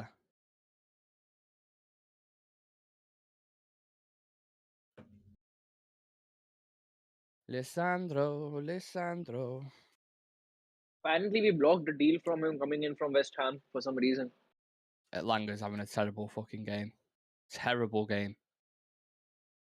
Nice. He gets into the right areas, but then Yeah. Oh, go on, Rashford. Oh, lovely cut back. Jaden. Oh, fucking hell. Starting to see partnerships now. Yeah. Rashford, Jaden starting to link up. Bruno, Eriksen knitting play together. You've got Lissandro and Varane at the back. And this is the thing we've spoken about as well last season. I know I keep going back to it. That, you know, Liverpool can field the same 11 every single game and they'll have partnerships. You know what I mean? Same thing with us now. McTominay's fucking walking back there. Oh, what an effort that was, Harvey Barnes. Fucking hell. Oof. Just over the bar, that. Yeah. Very good effort. Let's see how close it was. Yeah, De Gea had no chance with that, if that was thinking. It's honestly not far away at all, that. Samsung need to make them pay here. They got so much of the Mhm. ball. Yeah, I agree. Once again, guys, please make sure to subscribe to the channel. We are still on 495. We are just 5 away from hitting 500. So please 5. make sure to subscribe to the channel. Mm. Yeah, just 5. That's all we need. Oh, not a foul. Thank you. I feel like I'm going to choke on it live. Tell you what, Johnny Evans is going to have a fucking wet dream over Rashford tonight. He keeps touching him up. Ronaldo and Casemiro warming up. Let's go, boys. Champions League, boys. Do you think they'll be on at half time itself? Potentially. Well, they're warming up now. 10-minute warm-up. I think they could do, yeah. Imagine that being 1-0 down, seeing Ronaldo and Casemiro coming on. For fuck's sake, man. I think this season, not even our training kits are good. Even our training kits look really bad. Yeah. Alejandro. Don't call my name. Alejandro. That could be a chant. I might have just come up with a chant. Don't call my name. The last player you made a Lissandro. chant about didn't coming to us at all. Hey, we don't need to speak about him. That's why I've got a new chant for Lissandro. Don't call my name. We've got Lissandro. Naeem in the chat saying hi from India.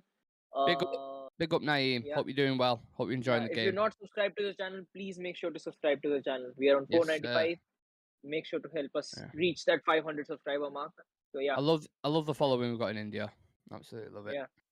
Big up everyone. I mean, Ireland is the least is the demographic which gets this. We've had interaction with the lowest. So Adam needs to share more. Yeah, Adam, you need to get guerrilla marketing all around Ireland.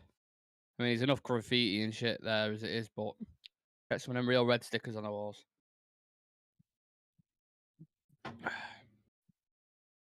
Don't call my name. It's Lissandro. Yeah, I'm gonna make that work. I'm gonna come up. I'm Yeah. gonna tweak some lyrics. Good tackle, Dallo. No. Lost it there. See, this is what I'm talking about. Defensive. Yeah. Ooh, naivety when Dallo's fucking bursting up. Good pass. That's one thing I really like from Dallo. He's proactive, and you know, as soon as he Yeah. gets it, his first thought is Yeah. drill it into someone's feet. It's actually how I play on FIFA. Funnily enough, not like anyone gives a shit, but yeah. For all you FIFA players out there, R1 and X, you know exactly what I'm talking about. Don't you? Are you ready for our half-time antics, Shreyas? Soon? Yeah. King of the Hill, Yeah, start bench and sell. Yeah. Join in as well, guys, in the chat. If you're watching, we're going to do a King of the Hill and start bench or sell and some transfer trivia as well. Join it. Adam is in the chat saying, calling it now, lads. Dewsbury Hall will score. You just know it. Oh, with an come awful on. name like that. Yeah, he sounds like a school trip. Dewsbury Hall. Yeah, we went. It sounds like detention hall, like the hall where children get detention. When we went on a school trip, we went to a place called Cledder Hall, which is in Wales, I think. It sounds like that. Like, Mum, can I have £100 so I can go to Dewsbury Hall, please? Thank you.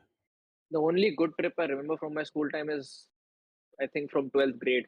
That was the only time where I actually got to have some fun. Yeah. Earlier than that, I used to, just hide underneath the seats. Do you think in the next 100 years you'll ever get a star out of India who'll be like a footballer? Because I know it's a lot of it's on cricket, innit? Yeah, In I India. mean, the thing is, the sport we invest in, we end up getting good because we've got so much talent. We've got such a high population, I would say. So I think right now the Football Federation of India got banned recently. Now it's back. There's got to be some kind of talent pool there, aren't there? Like players that have. Do you know what I mean? I know the academies and the football isn't as focused on there, but if you've got 1 billion people in your country, there's got to be some fucking Exactly. Indian Ronaldo out there. Yeah, You know what I mean? definitely. I think if it gets focused upon, I think if it actually gets focused upon in the next 2 to 3 years, we'll have a much, much, much better squad. Actually, people from Europe coming in to sign some of our players as well, because it's not a question about talent. I think it's more about infrastructural facilities and the kind of exposure they're given, because there is pretty much no network for young footballers to actually grow in India. You think about China as well. China's got a massive population, and just Yeah. no like. Can you name a Chinese player right now who's smashing it? Because I can't. Can't think of one. Just as a I mean, quick I know a kind of player, singer. but he isn't into football. Oh, right. Fair enough. Yeah, both our wing backs on yellow cards now. So Diego Dallo picked up one about 10 minutes ago. Malaysia's just picked up Yeah. one. Which Dan saying next time when Adam joins the show, the caption should be live with the elephant from the Coldplay show. Yeah, we could do it. We could make it happen. I don't know how you segue that to football, but well, we just said McTominay's the elephant on the pitch, didn't we? So we can So make it work. We can makes make it work. sense. Yeah. And clearing it Everyone's thinking, out. who's watching now? Elephant Coldplay. What the fuck's going on about? There wasn't an elephant at a live Coldplay show. It's not a real elephant. Adam had an elephant suit on and went on stage with Chris Martin from Coldplay and danced around like he just won the Champions League. Beautiful. It's a beautiful video. You should check it out. I don't know what you're typing in YouTube to get it, but you should probably check it out. I think one thing I can say for sure is India will be at least amidst the World Cup qualification stages before Ireland make it into the World Cup. Yeah. Okay, I think San Marino will win the World Cup before Ireland qualifies for it. Yeah, sure. Ooh. Why not? Adam sat there like this now. Is there any Irish star out there at the moment? Irish footballer? Yeah. Ooh, not like a star. No, I'm sure Adam's going to put someone from Sligo Rovers in the chat or something. I can't think of what. Honestly, the only ones I really know is like Seamus Coleman for Everton. Yeah. He's definitely not a star. No offense, Seamus. Exactly. And you've got Aaron Connolly, who played for Brighton. He was like the small, quick one. I think he's moved to a Championship club now or something. So there's a couple. You've got Magida, and who was the other one who had him ahead? Can't remember his name. Cannot remember his name. There's a couple. Anyway.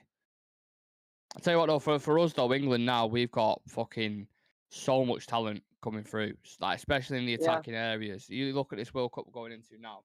We've got Saka, Sancho, Rashford, Foden, Maddison, Mount, Grealish, Kane. And I think that's the sad part, because even though you've got the attacking players, you play a very, very defensive formation. So you don't get the best out of those players. We also play Maguire at centre back. I know he does okay for England, but the only reason why he does okay for England is because he plays with a back system. six. Yeah, basically. Which is why he was relatively successful under Ole. Yeah. So we've got 5 seconds till half time.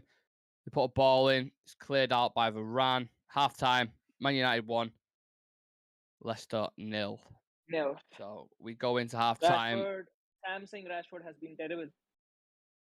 It's been all right. I don't think it's been absolutely terrible. Yeah, Some of the passes have been a average. little bit off, but his link-up play at times been okay. Yeah, I think he's gone a bit invisible after the Sancho goal for sure. But yeah, I think he's done all right, especially with the crossing and passing he's done Yeah. alongside Bruno. Does anyone else look at Lissandro and hear Maroon 5 in the red? Or is that just me? I love that man. What a man. I hope I meet him one day. If I ever get to meet him, that's a bucket list, I think. I just want him that if I ever meet him, I'll probably just ask him to scream at me. You know what I mean? Do something aggressive. Slap me. Do something. Tackle me. Yeah. Can you 2-foot me, please? Or can you 2-foot my girlfriend? You say, stand over there. Stand over there. 2 seconds. Right, go on, do it. Do it, Lissandro. Okay, right. It's our time, Shreya. So are you ready for King of the Hill? People in the comment section as well. Make sure you get involved in it. For anyone who doesn't know the dynamic of King of the Hill, I say 2 strikers. We've got You have to Ugly remove. Way back in the chat saying decent game. Lewis Jackson saying celebratory beer tonight with United winning. Happy days. Cheers, Yeah, Lewis. it looks positive. It looks much more positive the way we've played this half. So far. It's only half time, so we'll see what happens. So yeah, anyone who doesn't understand the concept of King of the Hill, I'm going to give Shreya's 2 strikers, just for an example, Rashford, Vardy. He has to say which one is better, and then I will keep introducing better strikers as we go along until we get to the cream of the crop, the very top, the cherry on the top. You ready? Yeah. Okay, right. We'll start off with Dwight York or Robbie Keane. There's an Irish one for you. Robbie Keane. I'd go with Dwight York. Dwight York, that's because he's from United, isn't it?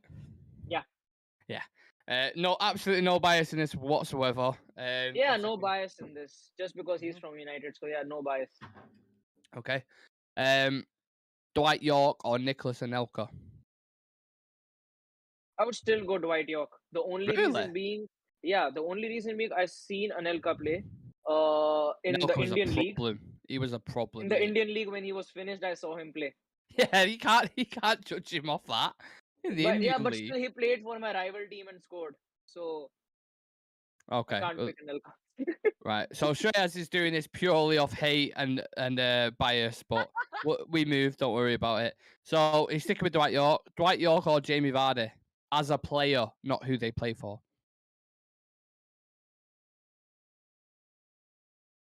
I would still say York because I think Dwight York better than Jamie Vardy. You think? Yeah, I would still say because, of course, as a player, they both offer different perks, but I would still say the way Jamie Vardy actually, came. I think it's a very inspiring story with the way Jamie Vardy came about so far into his career. Absolutely, popped out from absolutely nowhere and became one of the biggest names in the Premier League now. But yes, I think when you have to compare their careers, Dwight York does have much more edge over Jamie Vardy because Vardy hasn't really had that kind of time. Okay. People in the comment section, get involved. Let me know who you would have chose as I go through the players. This one is where it's going to switch up, I think. We'll see. So, Dwight York or Robin van Persie? Oh, Robin van Persie. I think the thing is, I've seen so many Robin van Persie moments, especially the one in the World Cup against Spain where he went The in header. with that, the header, the flying header he went Phenomenal. in. Except that the season that he had with Manchester United when he came in, he was absolutely amazing. I think even Goal at of Villa as when well. he was and even at Arsenal when he was there, he was one of their main, the main person in their attack, and actually maintained the rhythm of their team because when he left, it did leave a big hole for Arsenal to actually fill in. So it's a very long-winded RVP answer. does sound appealing, but I'll still stick with York. The only reason being, Robin van Persie did potentially have just a brief time. I would say if you have to compare every single year, he just had a brief time where he was absolutely world class at Manchester United. That has surprised me. So far, you've chosen Dwight Yorke over Robbie Keane, Nicholas Anelka, Jamie Vardy, and Robin van Persie. Yeah? Yeah. You happy with that? Yeah. Okay. Yeah. Next one. Again, try not to let bias come into it. I know you're a red at heart, but Dwight Yorke or Michael Owen?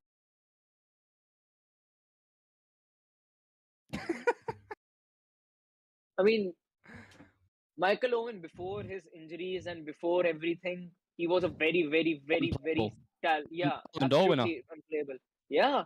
And I think take out the injuries, he would have been a much bigger player. I think it's just because of the longevity of his career that things actually didn't really, pan out for him that well. Because I think after that, I think it was at 24, his age was 24 or 22. He couldn't even make those small movements or actually, make those runs. Well, this whole thing But was the pace, wasn't it? And as soon as he lost his exactly, pace, like, what do you do then? I think that's But as a player, who are you picking? uh Even the strongest Manchester United fan would, I think, not bow down because it's a Liverpool player. I think they would bow their yeah, head I for think this I would one. go with Owen. The only reason being, I think when you have to compare them on their absolute best, I would say, and Michael Owen does have that edge. I think if it weren't for injuries, Michael Owen could have had, I would say, one of the best careers for an English footballer at that time. Just as a bit, a quick bit of trivia. Yeah. 1 second, let me get it up. I want to get goals. Of all time. Apply. How many goals do you think Dwight Yorke has in the Prem? Who's to guess? 70? Bear in mind the record. Shearer's 260 in it, and Lukaku's 20th with 121. So that's the range you're looking between. Where do you think Dwight Yorke? How many do you think he's I'm got? thinking 160, 170. He's got 123.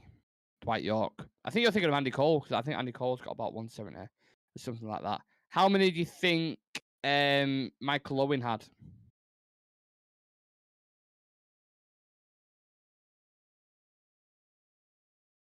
Michael Owen. Again, people in the chat, people watching, get involved. I'm not sure about Let me Michael know. Owen. I actually don't really know. I think I'd be just shooting in the dark with Michael Owen. Okay, shoot in 84, the dark. 85. No, 84, 150 Michael Owen got. 150. Which, considering his injuries and everything like that, exactly. is fucking super impressive. Okay, so have you made a final decision? Michael Owen, yeah? Yeah, I'll go with Owen. Okay. Michael Owen or Andy Cole? I think Andy Cole.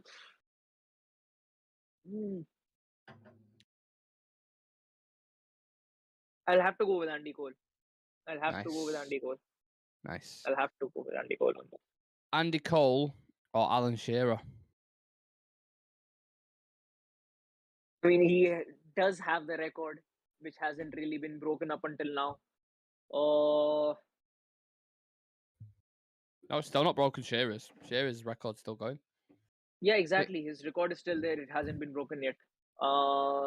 Harry Kane's up there though. 187 Harry Kane's got. He goes up to, if he scores one more goal, he goes above Andy Cole. 188. Yeah.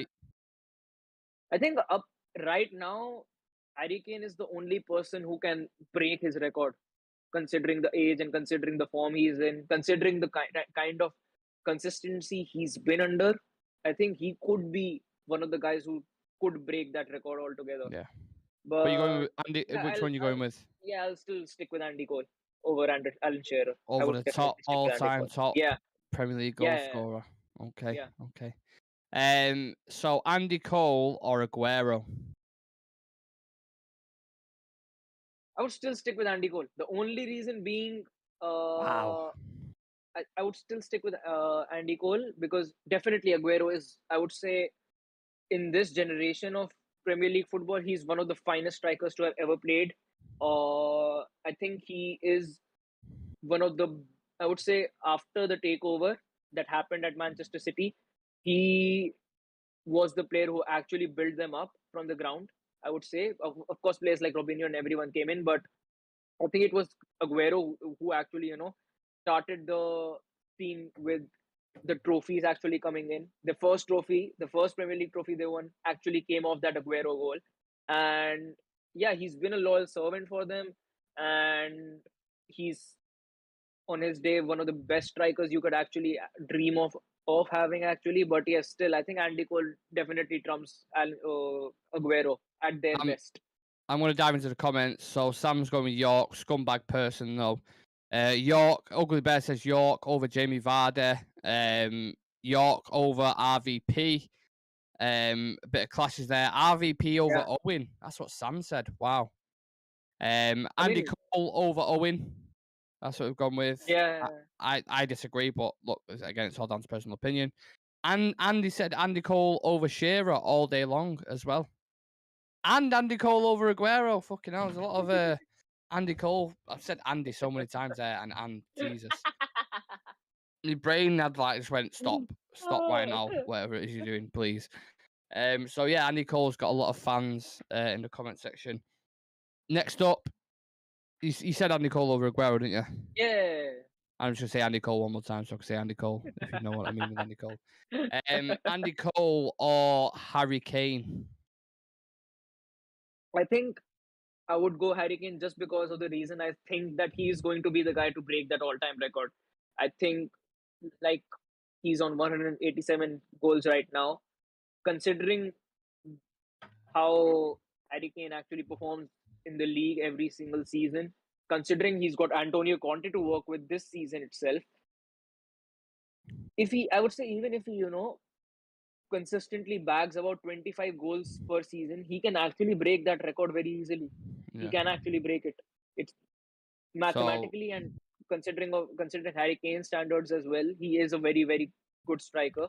And yeah, but just because of the reason I actually, see him as the kind of guy who will eventually break that all-time record, he yeah, definitely has to be up there. and off the when he drops into midfield and sprays them passes, he's phenomenal. Harry Kane Yeah, his is link up play. I think he's one of those complete strikers.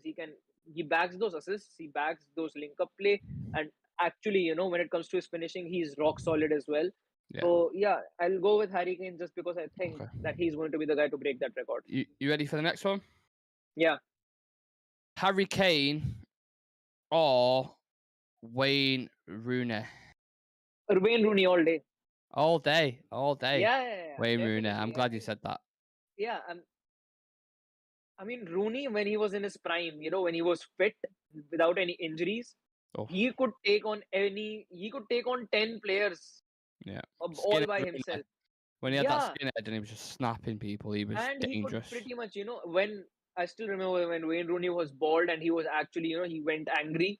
He Yeah, could that's what I'm saying. practically score the goal from any part of that pitch, any single part of that pitch.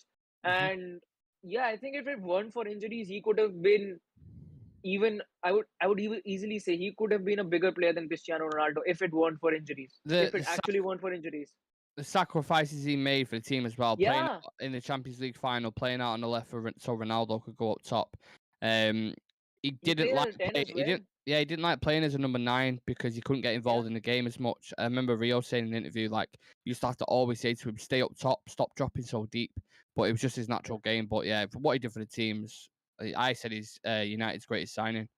I think I know a lot of people say Cantona, Roy Keane, but I think what he done and what he done for the team, phenomenal.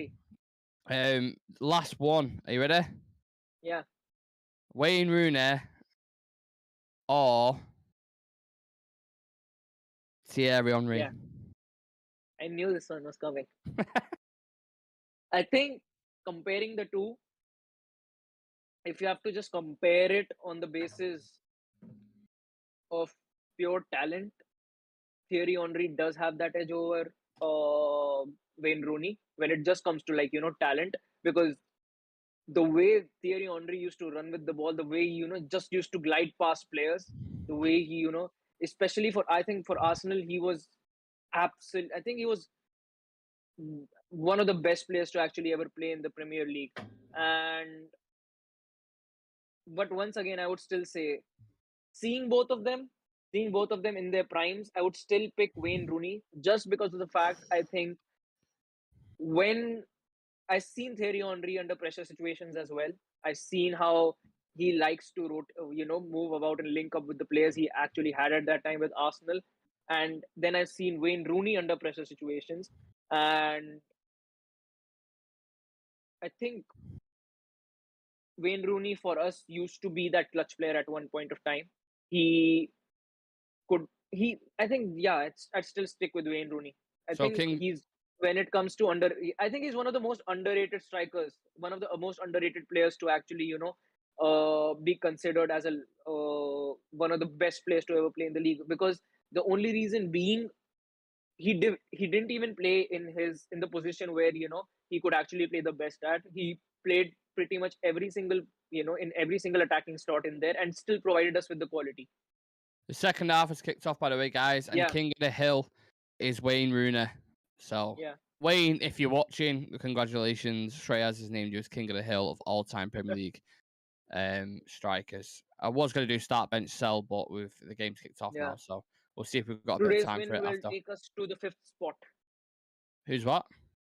If we win this game, we'll go up to 5th. Will we? Yeah. Interesting. And then we play Arsenal. That game against Arsenal on Sunday is going to be fucking very interesting. And if we win against Arsenal, all the tiles open up in the top 4. Yeah. Oh, lovely link up. No, Rashford, you played the wrong pass there. That's what's so frustrating about him. He's got the ability. His decision making. That could if he played that pass, if he played even a chip there, it could have been a 2-on-1 instantly.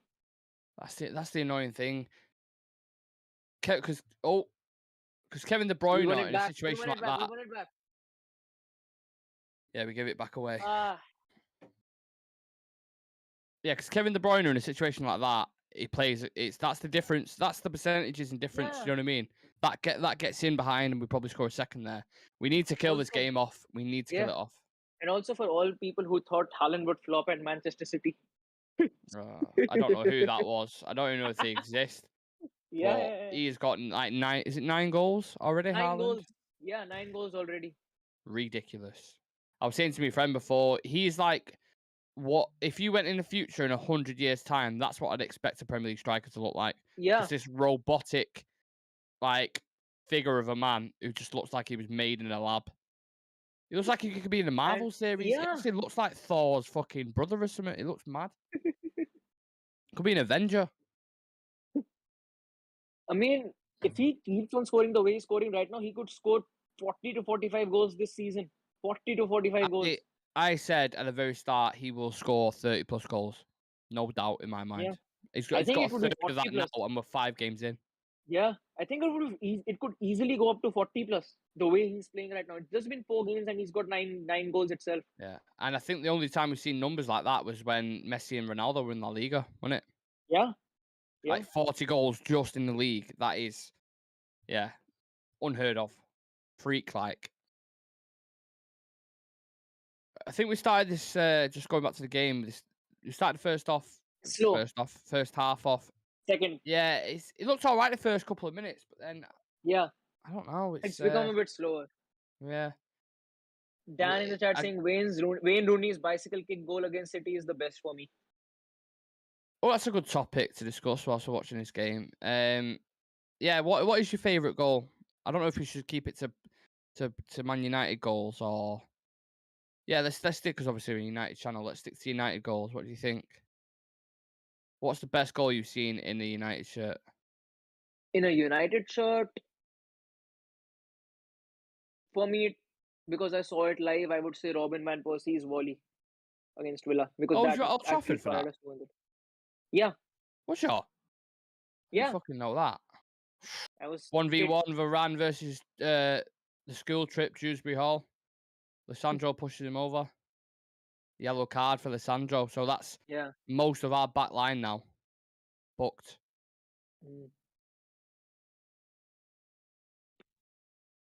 Which isn't great. You're on eggshells there. Yeah. I mean, he touched him on the shoulder and he falls down. So, going back to the thing there, you think the volley from Van Persie. Yeah, Was the just best. because I saw it live. Of course, Wayne Rooney's bicycle kick has to be one of the most iconic moments to ever happen Yeah. in Manchester United history. But yes, just because I saw it live. Do you know what mine is? Ronaldo's against Porto. Oh yeah, Oh, yeah, 40 yards. 40 yeah. yards out, screams it in the top corner. Fucking unbelievable. Even I was watching that the game goal, at the time and I was I would just say, like, wow, what has he just done? even the free kick he scored against Arsenal in the Champions League semi-final. Yeah, because the commentator said he's not going to score from here. Yeah, And then Almunia's like dived to his left and it goes right in yeah. the bottom corner. That Ronaldo was my favourite player of all time in that shirt in the 2007-2008 season. Most exciting player I've ever watched. Phenomenal. Maddison over the free kick. Good free kick. Oh, De Gea, great save. Very good save from De Gea. Ooh. Fucking hell. Wow. That Like was top, right in the corner, that wasn't it?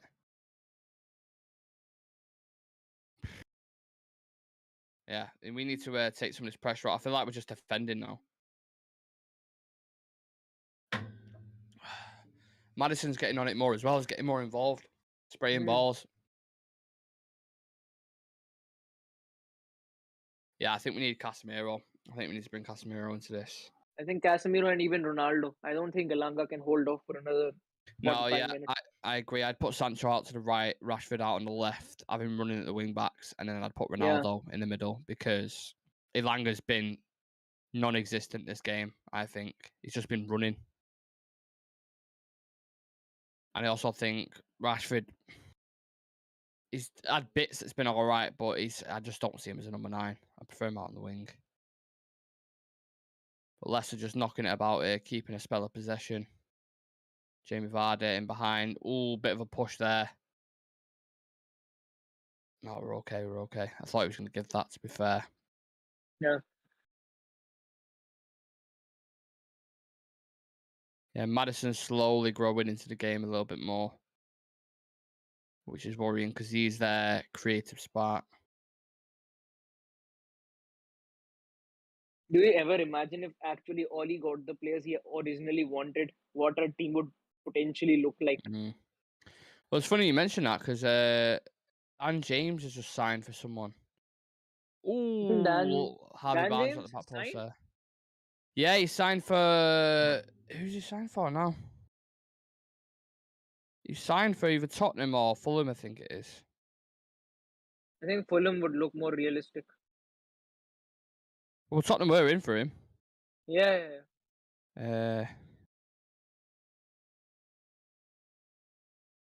Yeah, Dan is saying Fulham. Yeah, good to Fulham. Fulham are doing all right, you know. I think the sole fact that they've got Mitrovic is massive. Massive for him. I mean that genuinely.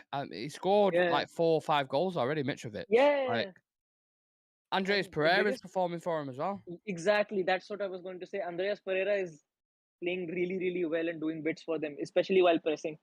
Yeah. Let me ask you a question. Do you think if Leicester lose this, Rodgers could be under threat for getting sacked? I think he already is on the threat to getting sacked, but I still think that Leicester would wait for another couple of games because they've got City up next. Why? What? Sorry to think it. Why is Maguire warming up? He got bored. No, Just went out for a stroll. Why is Maguire warming up? Because Lissandro in the yellow, maybe, and he's thinking because of Arsenal. I don't think he should think. He can't bring Maguire cold into this game. What's he thinking? Jamie Vardy will score. If he comes on, Jamie Vardy scores. Yeah. As That's simple as that. basically just like assisting Vardy with a goal in it, bringing Yeah, Maguire on. exactly. Fucking hell. I would still say if you have to bring him on, score 2 or 3 more goals. Leicester have got another free kick here in a dangerous position. You can't keep giving him silly fouls there because at some point they are gonna make the most of it and they're gonna get something from it. Mark my words, they will. Dan saying Fulham have also signed Kurzawa from PSG and maybe to protect Martinez for Arsenal. That's what I'm thinking. That's the only logical explanation I can think of. Varane absolutely bullying Tielemans there. Yeah. This is dangerous, though. This is very dangerous. Oh, don't like it. Well played. It's out for a corner, I think. Bruno clears. What we on? Oh, fucking hell. Still got 35 minutes left here. Yeah. Instead of clinging on, apply the pressure again. We feel like we're dropping back a little bit there and just letting him dictate and create. Needs to put the pressure back on him. I think we just need one more goal to close this game down. Just one more goal and Yeah, exactly. the game's won. If we let this go down now, stick with a Yeah. 1-0. Remember what happened at obviously Southampton? It stayed 1-0, but I think Leicester have got I brighter. remember the preseason game we had against Villa. Ended up being 2-2. Oh, it's a bad tackle that from Rashford.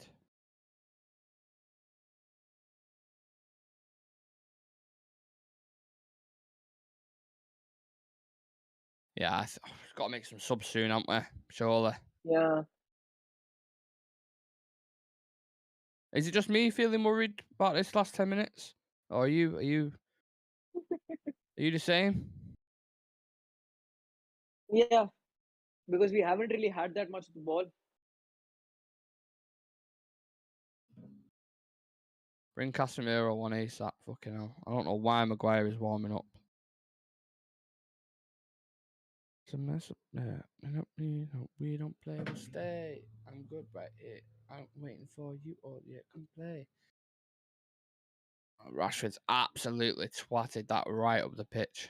Yeah. Who's that taking the bib off? Casemiro, was it? I think. See, Casemiro or Ronaldo? I think it's Casemiro.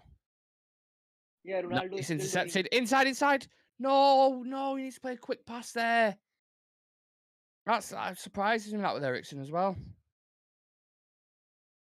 Yeah, fucking hell, Casemiro shredded, didn't he? Jesus. He just got caught a bit. Oh, We've got Dan coming on. yeah. Casemiro. Casemiro.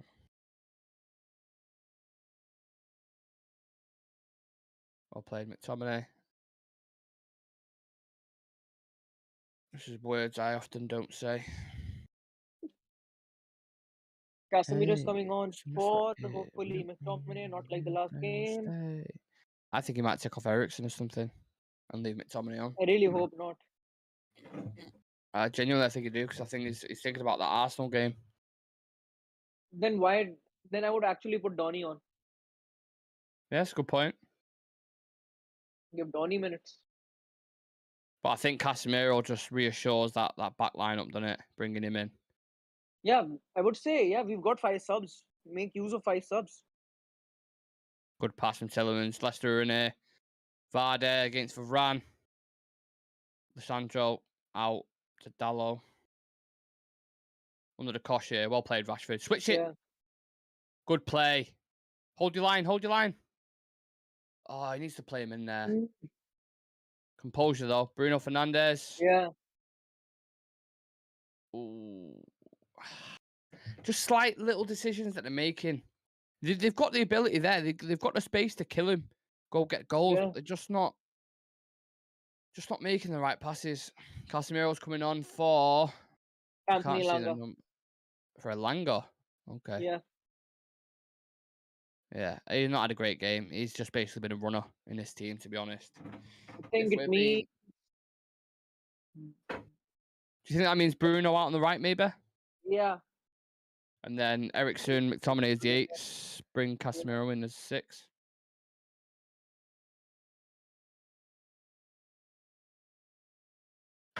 Casemiro, push my apple, shake a tree. Casemiro. The moment Casemiro come on, Dan's comments in the chat have gone. Yeah, suspicious. Yeah. Yeah, at least we get a good half an hour of what he's about it. I don't know Yeah, at least he gets good minutes. Malacia, what are you doing there, mate? Fucking hell. Vardy, nah, better. Giving away silly passes, man. Yeah. To be better in fucking possession. Yeah, Bruno's gone out to the right.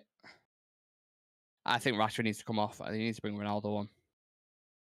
It's funny because Ronaldo and Maguire are warming up on the side and they're not even chatting to each Yeah. other. It's just like Yeah. a, do you know what I mean?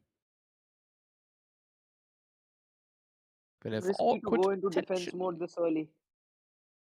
Dalot proactive again. I like it.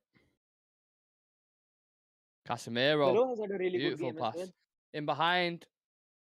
Ooh. Again. Weight of pass is off. Yeah. That's a terrible pass from Tielemans. That. Okay, now. Casemiro again. Quick. Boom. I like it. Oh, beautiful Casemiro. Yeah. On the flanks now. He's just played it like that. Yeah. 3 times. Just like boom, boom, Yeah. boom. Kept it You would ticking. never expect that. You would never expect that of McTominay. Is this what a defensive midfielder is? Yeah. I don't want to overhype him, but switch it up. Who else is that warming up? Garnacho? Yeah, maybe Garnett. Yeah. It's hard to tell, man. So has Ronaldo Yeah. gonna sat back down then? I don't know what's fucking going on. No, Ronaldo is still Lindelof there. warming up as well. Ronaldo I is think. still there as well. 6 players are warming up for some reason. We've just got 4 subs left. Donny let is you- warming up as well. McTominay's let Maddison go there. Go on Varane. Eat him up. Hit him. Hit him.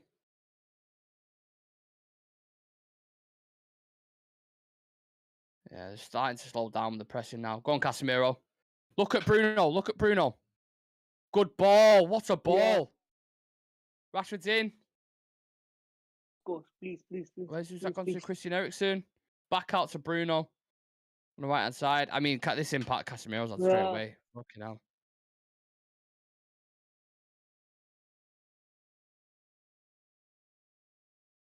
I like it. I like it.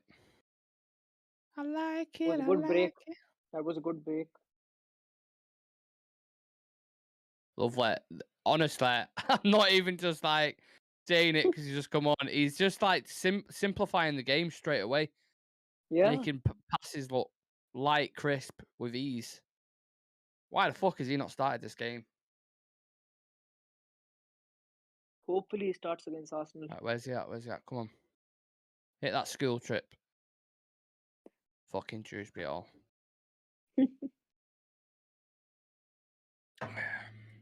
28 minutes left. 62 minutes on the clock. Tielemans with a good pass. No, it's not. It's cut out. We need to keep hold of the ball, man. Where's Ronaldo? He's back on the bench with his bib on. Does not look happy at all. Yeah. Did not look Played happy then. alongside him. Harvey Could have through Barnes. with the pass. Ooh. Oh, Malasia's played it in behind for Marcus Rashford. Evans back to the keeper. It's unlucky. It's unlucky. Good idea. Wrong execution, but good idea.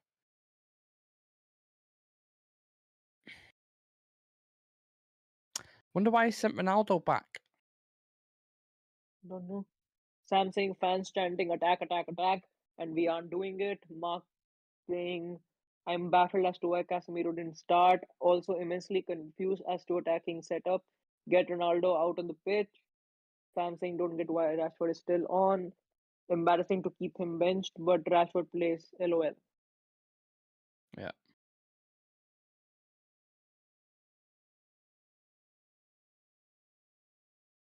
To be honest, I think Eriksen looks a little bit leggy as well. I'd probably ring Donny on for Eriksen. A few players looking a little bit tired out there. I've noticed it quite a lot with Sancho as well. He's running off the ball when it gets to 60th, 70th minute. Yeah. Look, I don't think he's fit enough. Looks a bit knackered.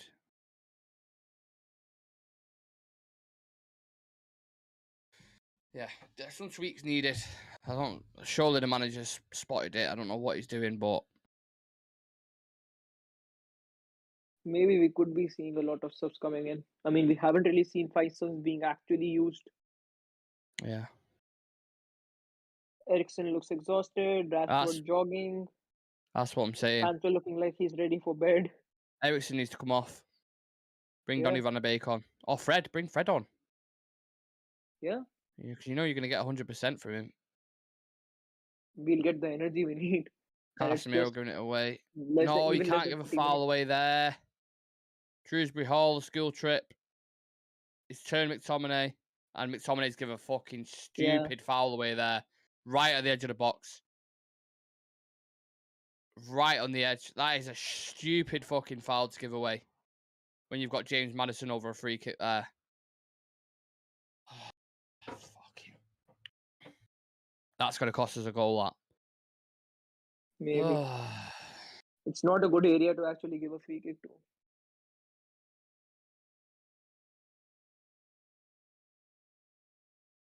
Yeah, I think this is going to result in a goal.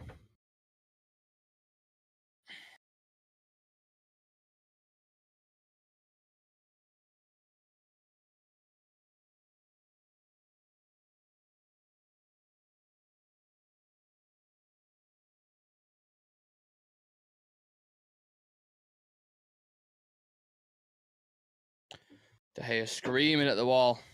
Yeah. Get him fucking that. I think this is going to cost us. Genuinely think this is going to cost us. I really need to piss as well, but I don't want to miss this in case it goes in. Sancho taking the brunt of the low-driven one if he goes for that option. Yeah.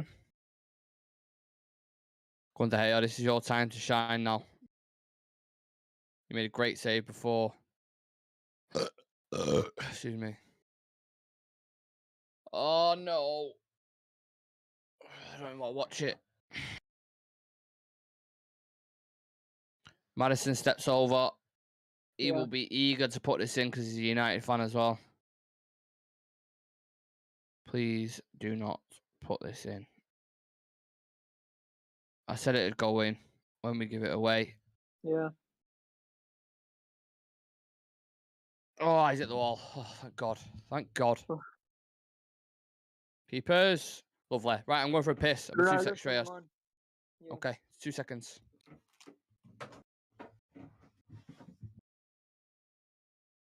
If we draw, we have nobody to blame but ourselves. We were playing so great, the team has broken down into the second half. Yeah. Second, so the energy is gone. The positional play and the synergy, I would say, the players had in the first half looks to be gone. I think we are under a lot more pressure. We're inviting a lot of pressure from Leicester side as well. And yes, definitely, this is a 3-pointer for us. If we do end up drawing and actually losing up 2 points, it's pretty much all fall down on a few, I would say, choices, some late substitutions as well, I would say.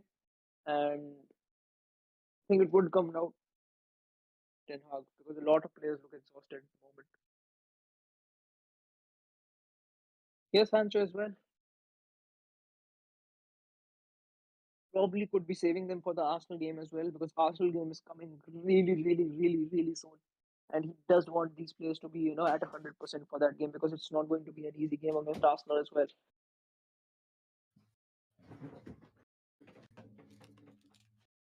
Came back to the fans clapping on the screen. I thought, we scored again.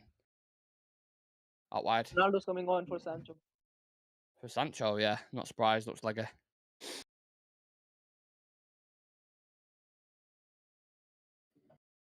Oh, yeah, Rashford is playing off the left now.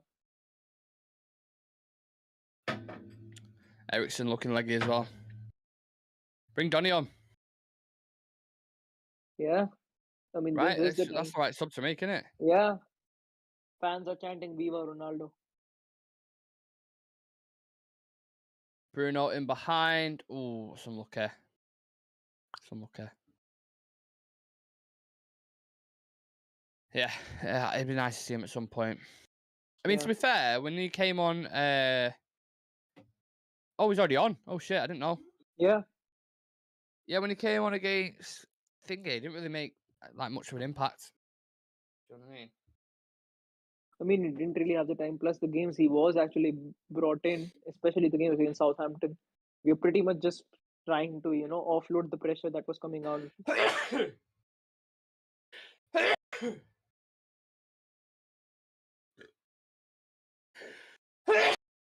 Bloody hell. Wow. He'll be eager to get on the score sheet, won't Yeah. Dan saying take Eriksen off too, he's finished. Sam saying Yeah. don't get these subs from Ten Hag.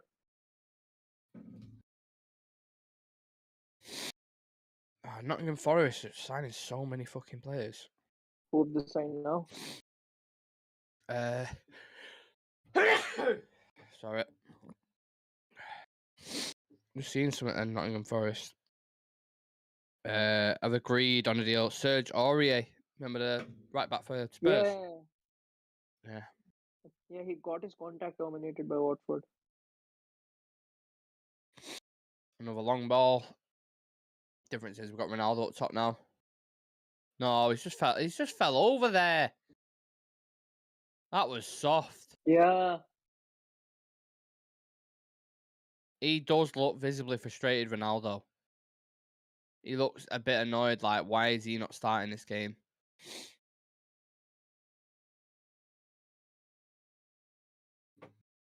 That was very soft, actually. Very soft, wasn't it? Yeah. Harvey Barnes one-on-one with Dalot. Takes it past him. Good tackle. Good tackle. Oh, love it. Screaming. Do you see that? Watch this. Yeah. Passion. I'm fucking here for it. Maybe Martinez is growing growing Oh, on. I love that. Screaming at each other, celebrating that they scored. That's what you want to fucking Yeah. see. Jamie Vardy looks super annoyed after that. 20 minutes to go. We really need it. We need to kill this game. Yeah. Oh, it's going to come back to bite us on the ass.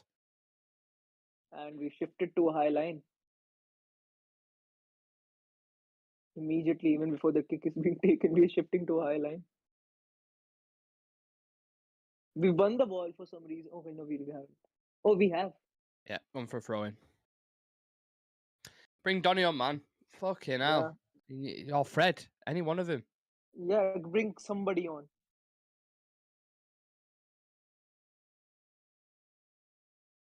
Casemiro, keeping it simple. Ooh.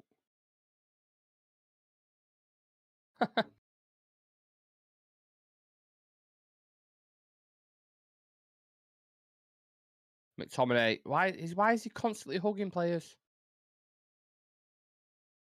He always does that because he gets beat. Yeah. He always grabs him around him. Do you know what I mean?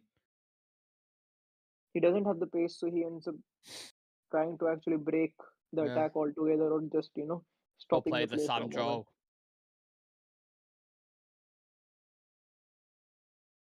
Oh, Casemiro. Since he's come on, has been a fucking breath of fresh air. Ooh.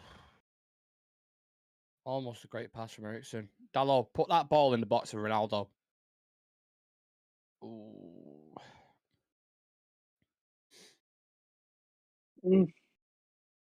Got to watch that right-hand side now with Harvey Barnes on the left. Yeah.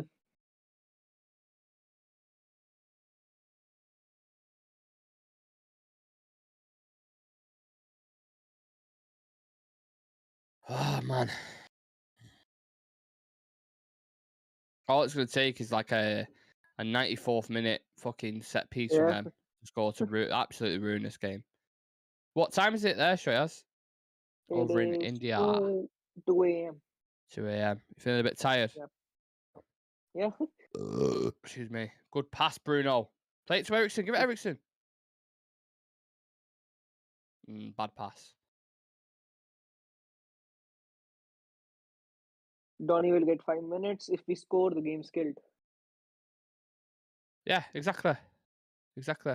Look, Leicester are offering massive, massive threats currently, but like I said, all it takes is one set piece, and they take 2 points off us.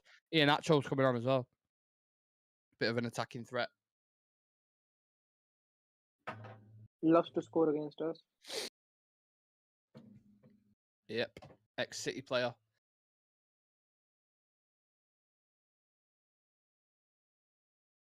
Right, I feel like they're not grabbing this game like they should be doing.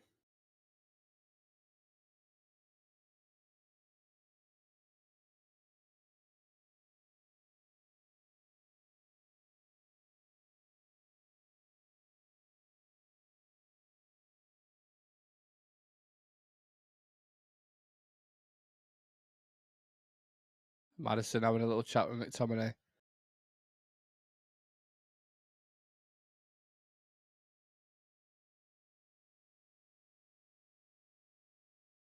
Well played. Sniff the chance out there.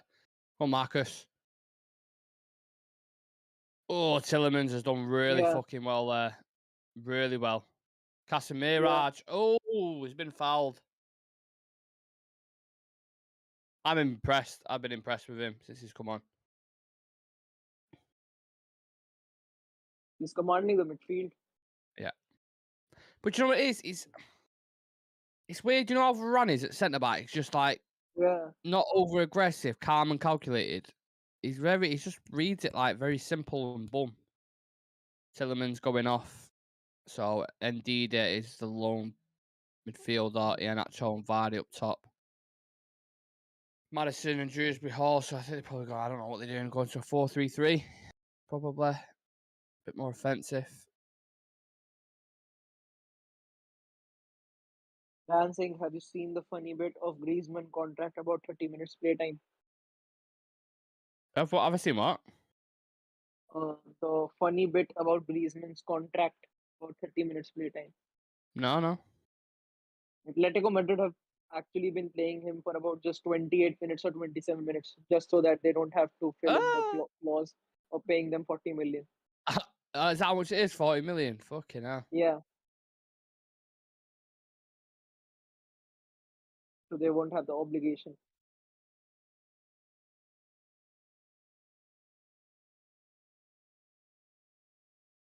Lovely play. Casemiro has been fucking quality since he's come on.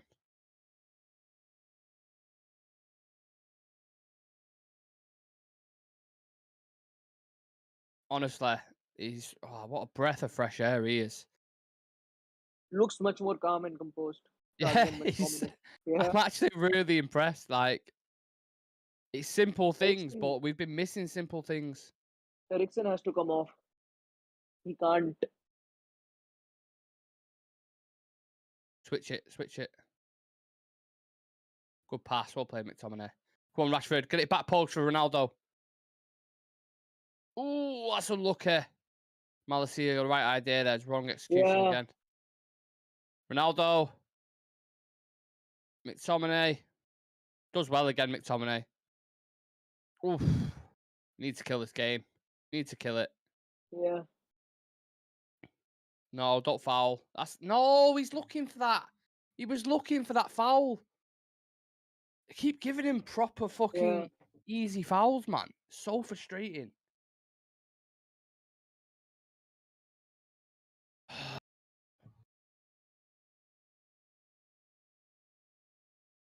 I've got Varane in my fantasy team as well, so I'll get a clean sheet if it stays like this.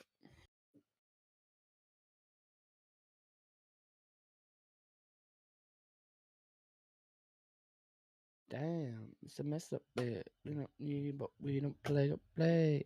12 minutes to go. Come on, bring the 3 points on, and we go into that fucking Arsenal game. 3 wins out of 3, 2 clean sheets. Difference is, I think if you try hold it off like this against Arsenal, they've got the attacking power to go get some goals. How am I hoping to see Fred subbed on? Like I said last time, McFred is an inevitability.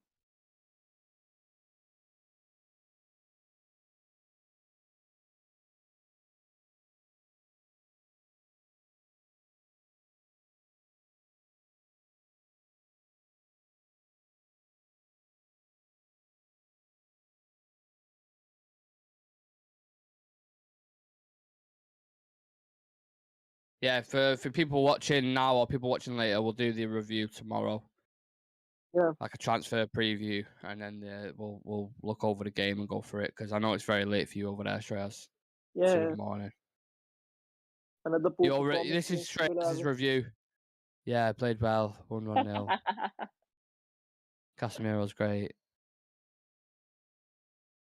So we'll wait until we've got fresh heads tomorrow. We can proper analyze it, watch it back. I'm worried about us playing against Arsenal like this. Yeah, that's what I mean. Holding on for a lead. Against Leicester, they're not offering a lot of attacking threat, like I said before, but Yeah. I'm still slightly worried. How many times can you hold on before you crack? Yeah, exactly. Oh, it's a bad pass. Well played, Bruno. Oh, you've done well there, Bruno. Well played. McTominay, no, can't execute it. Tries going in behind, but cannot execute it. We need to grab this game, for fuck's sake. Grab it. Someone. The opportunity's there. There's space in behind. You've got creative players in there. Someone just needs to fucking grab this game by the scruff of the neck before Leicester equalise towards the end, because that will happen. I can see it now. He's not happy with it. It's the application towards the end. Yeah. Maybe he is saving Fred or something for the week. I don't know.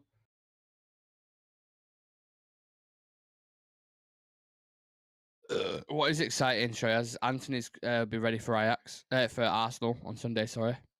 Yeah, and hopefully Casemiro as well. Yeah. Ooh. No, McTominay, don't foul. You're on a fucking yellow, you idiot. Right, come on, Dallo. Dallo 1v1 against Harvey Barnes. Sends him back. Yeah. Pressure's piling on here now. He needs to fucking... No, don't foul. Well played. Come on, Bruno. Switch it. Oh, it's a lovely nutmeg. Out to Rashford. Right, Ronaldo. Eriksen. Oh, it's just cleared. Rashford. Oh, it's a terrible shot on his left foot. Could have killed it off there. Very close to killing it off. Bruno does very well. Rashford plays it in. It's actually... I don't know if it's a bad ball from Ronaldo, but I think it could be a bit more, have a bit more power on it. Eriksen was there for the tap in. Ooh, it's a good pass. Yeah, Nacho on the ball. Oh, it's a good pass. James Maddison, Shrewsbury Hall. Get it away. Time. Well played, Casemiro. In the right place at the right time. Lovely tap from Ronaldo. Oh, he should have played Rashford in there. Yeah. Why has he gone back? Bruno Fernandes. Dallo with the overlap. Dallo plays it to back post. Ronaldo overhead kick. Oh, just wide. Fucking hell. If that went in. It's not far away. I actually thought I was going to bounce in the net then. So close. Yeah, that isn't far away at all. That would have been a nice cherry on top. 3 subs warming up. I don't know who it is, but...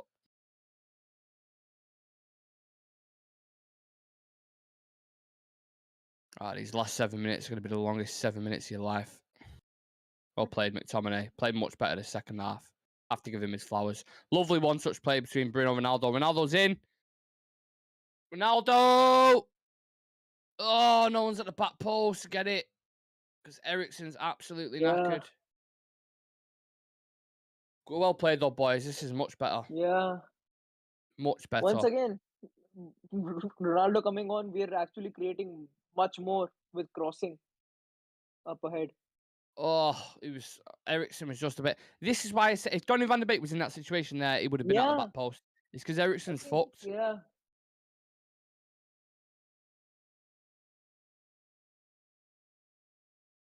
Yeah, the patterns of play I've seen are promising. Yeah. At times, he's got cramp there. Rashford, is it? Can't see. Yeah, Rashford. Ronaldo looks more lively. He should be starting. Fred's coming on. He has to come on. Yeah. I feel like this sub should have been made about 10 minutes ago, 15 minutes ago. Yeah, exactly. Either Fred or Donny. One Well of them played, had to Scott. come on. Well played, Scott. Listen, McTominay's had a good second half. I don't care what anyone says. It's not an agenda-driven channel. He's had a good second half. I call a spade, you know what I mean? He's done well. Really gone backward in this half either.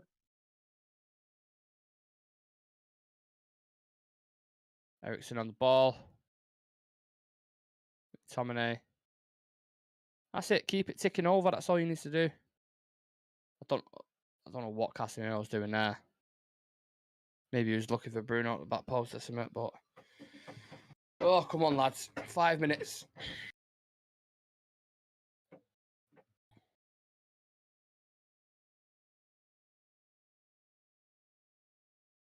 You only get one shot, so watch dance. Please subscribe to the channel, people watching, any new viewers that have currently just joined. Yeah. We're trying to hit 500. We've got this target. We did have it before the end of August. It's the 1st of September today. Please help us reach it and like the video if you can. That's a good pass from whoever that was. Very good pass. Just a few more minutes to go. Yeah. McTominay intercepting again. Malacia just got absolutely crunched. Thank you. Ref actually makes Jamie Vardy going nuts. Wow. Tell he's had his energy drink today. Fucking hell. Yeah. And a few lines on top of it as well.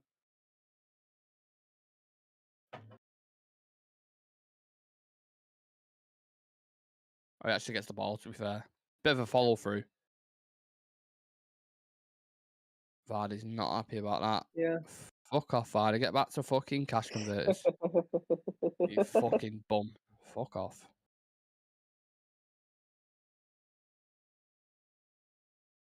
Fred's on. Not sure who for. Fred for Rashford. Rashford. Yeah. I mean, I would have took Eriksen off, but... Eriksen needs to come off as well. He does, doesn't he? He can't really be- does. I don't get it. I don't get why he's still on the pitch. I know he's creating and stuff, and but he looks knackered. Daka's on as well for Vardy. 3 minutes left. And now it's about game management, how you see it out, how you use your subs, how you milk the game. Because look, let's be honest. Well played, Fred. Straight on it. Bruno Fernandes. Oh, just tries that is the pass that he used to do. Just tries Hollywood balls. Play it when it's on, mate. Like, read the game.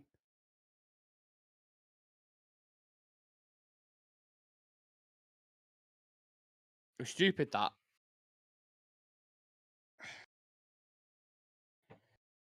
Oh, come on.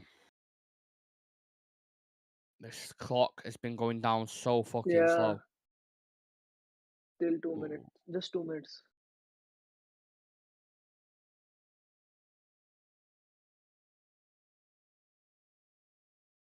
But why Ronaldo? Don't leave him there.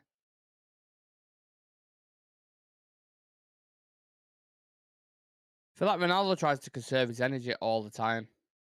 Yeah. Like, just walking. Win that. Make sure you win that. Well in. Good lad. Casemiro on the ball. Fred. Casemiro plays it in behind for Ronaldo. Some lucky. Right idea again. Yeah. Slowly, and I mean slowly, approaching the 90th minute. Varane with a good header.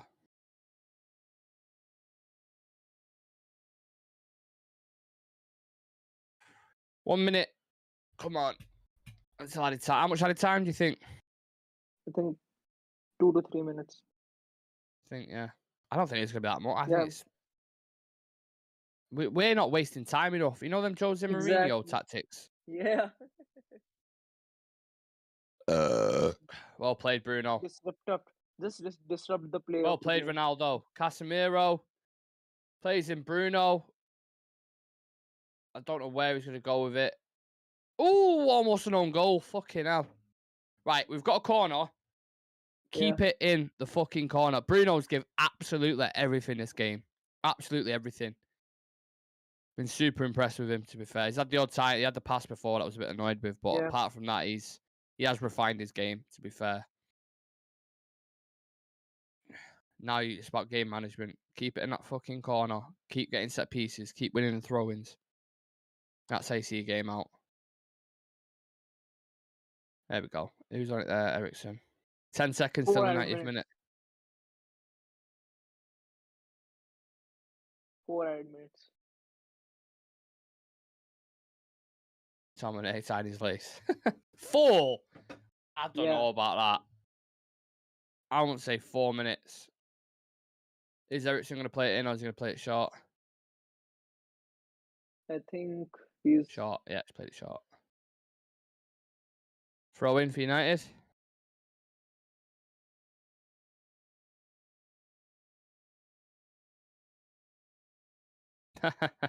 Dallo jogging over from the other side just to take the throw in. Eriksen's got man of the match. Or player of the match. I don't know why I'm not saying man of the match. It's a bit weird. Get it into the box for Ronaldo.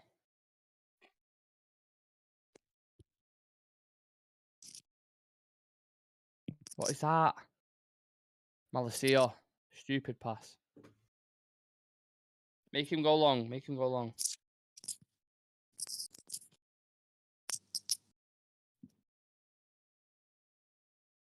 Oh, Leicester on the attack. yeah.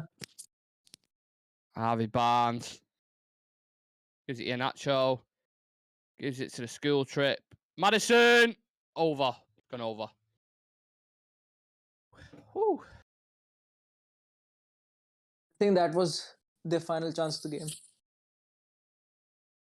Fucking hope so.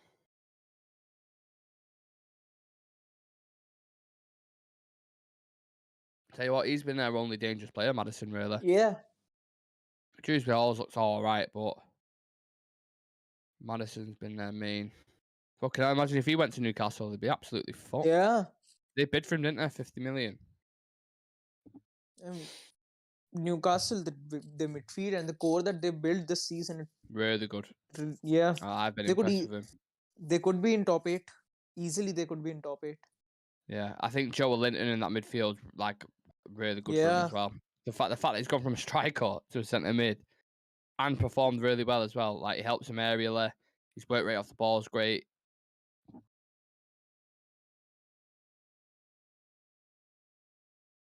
Two minutes, lads. Please do not ruin this game.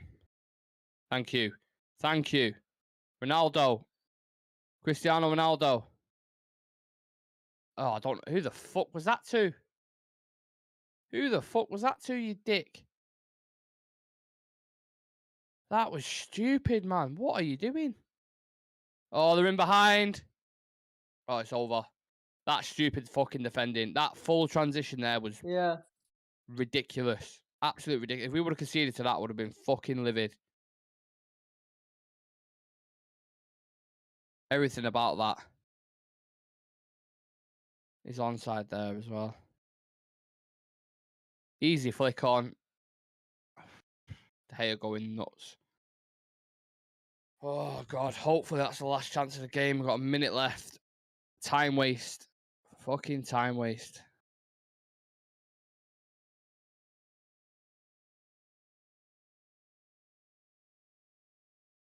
"30 seconds. Almost done. Win that, Ronaldo. Keeper's got it. Big long kick up. Have to win that ball. Well played. Get it into feet. 15 seconds left. Another long ball. Varane wins it. Fred to Casemiro. Casemiro gives it away. Malacia. Boots. Oh, that's got to be it now. Surely. Yeah, it's Yeah. done. It's done. Full time. We'll take that. Again, you know what? Sam was right. It to a certain extent. Another 1-0 win where we kind of grind out towards the end, don't we? If we're being honest. Yeah, I don't think they created anything significant, but it was similar. We got a goal and it was like, right, we could defend this league, which I suppose you could take some positives from. But it's another 3 points in the bank, Shreyas. Yeah, I mean, it was touch and go in the final, I would say 10 to 15 minutes. But yes, 3 points, we're up to 5th. And Some positivity. Some fucking positivity. Yeah. Wow. Ronaldo don't look happy, though. Yeah, impressed with Casemiro. Yeah. Yeah, what we'll do, guys, is we'll do a review, like we said, tomorrow, mixed with some transfer news. Obviously, it's deadline day. There's only an hour left or something. So we'll review some of the transfers, we'll review the game, and we'll discuss other things surrounding United. Thank you, everybody, for watching. Everybody who's subscribed. Shreyas for joining me, because I know it's late over there. Make sure you get some sleep. And we'll recharge our batteries, and we'll be back tomorrow about 6:30. So make sure you tune in for that. And like the video. Thank you very much, guys. Take care. Man United 1-0. Another 3 points. 3 out of 3. Let's go. It's in a bit.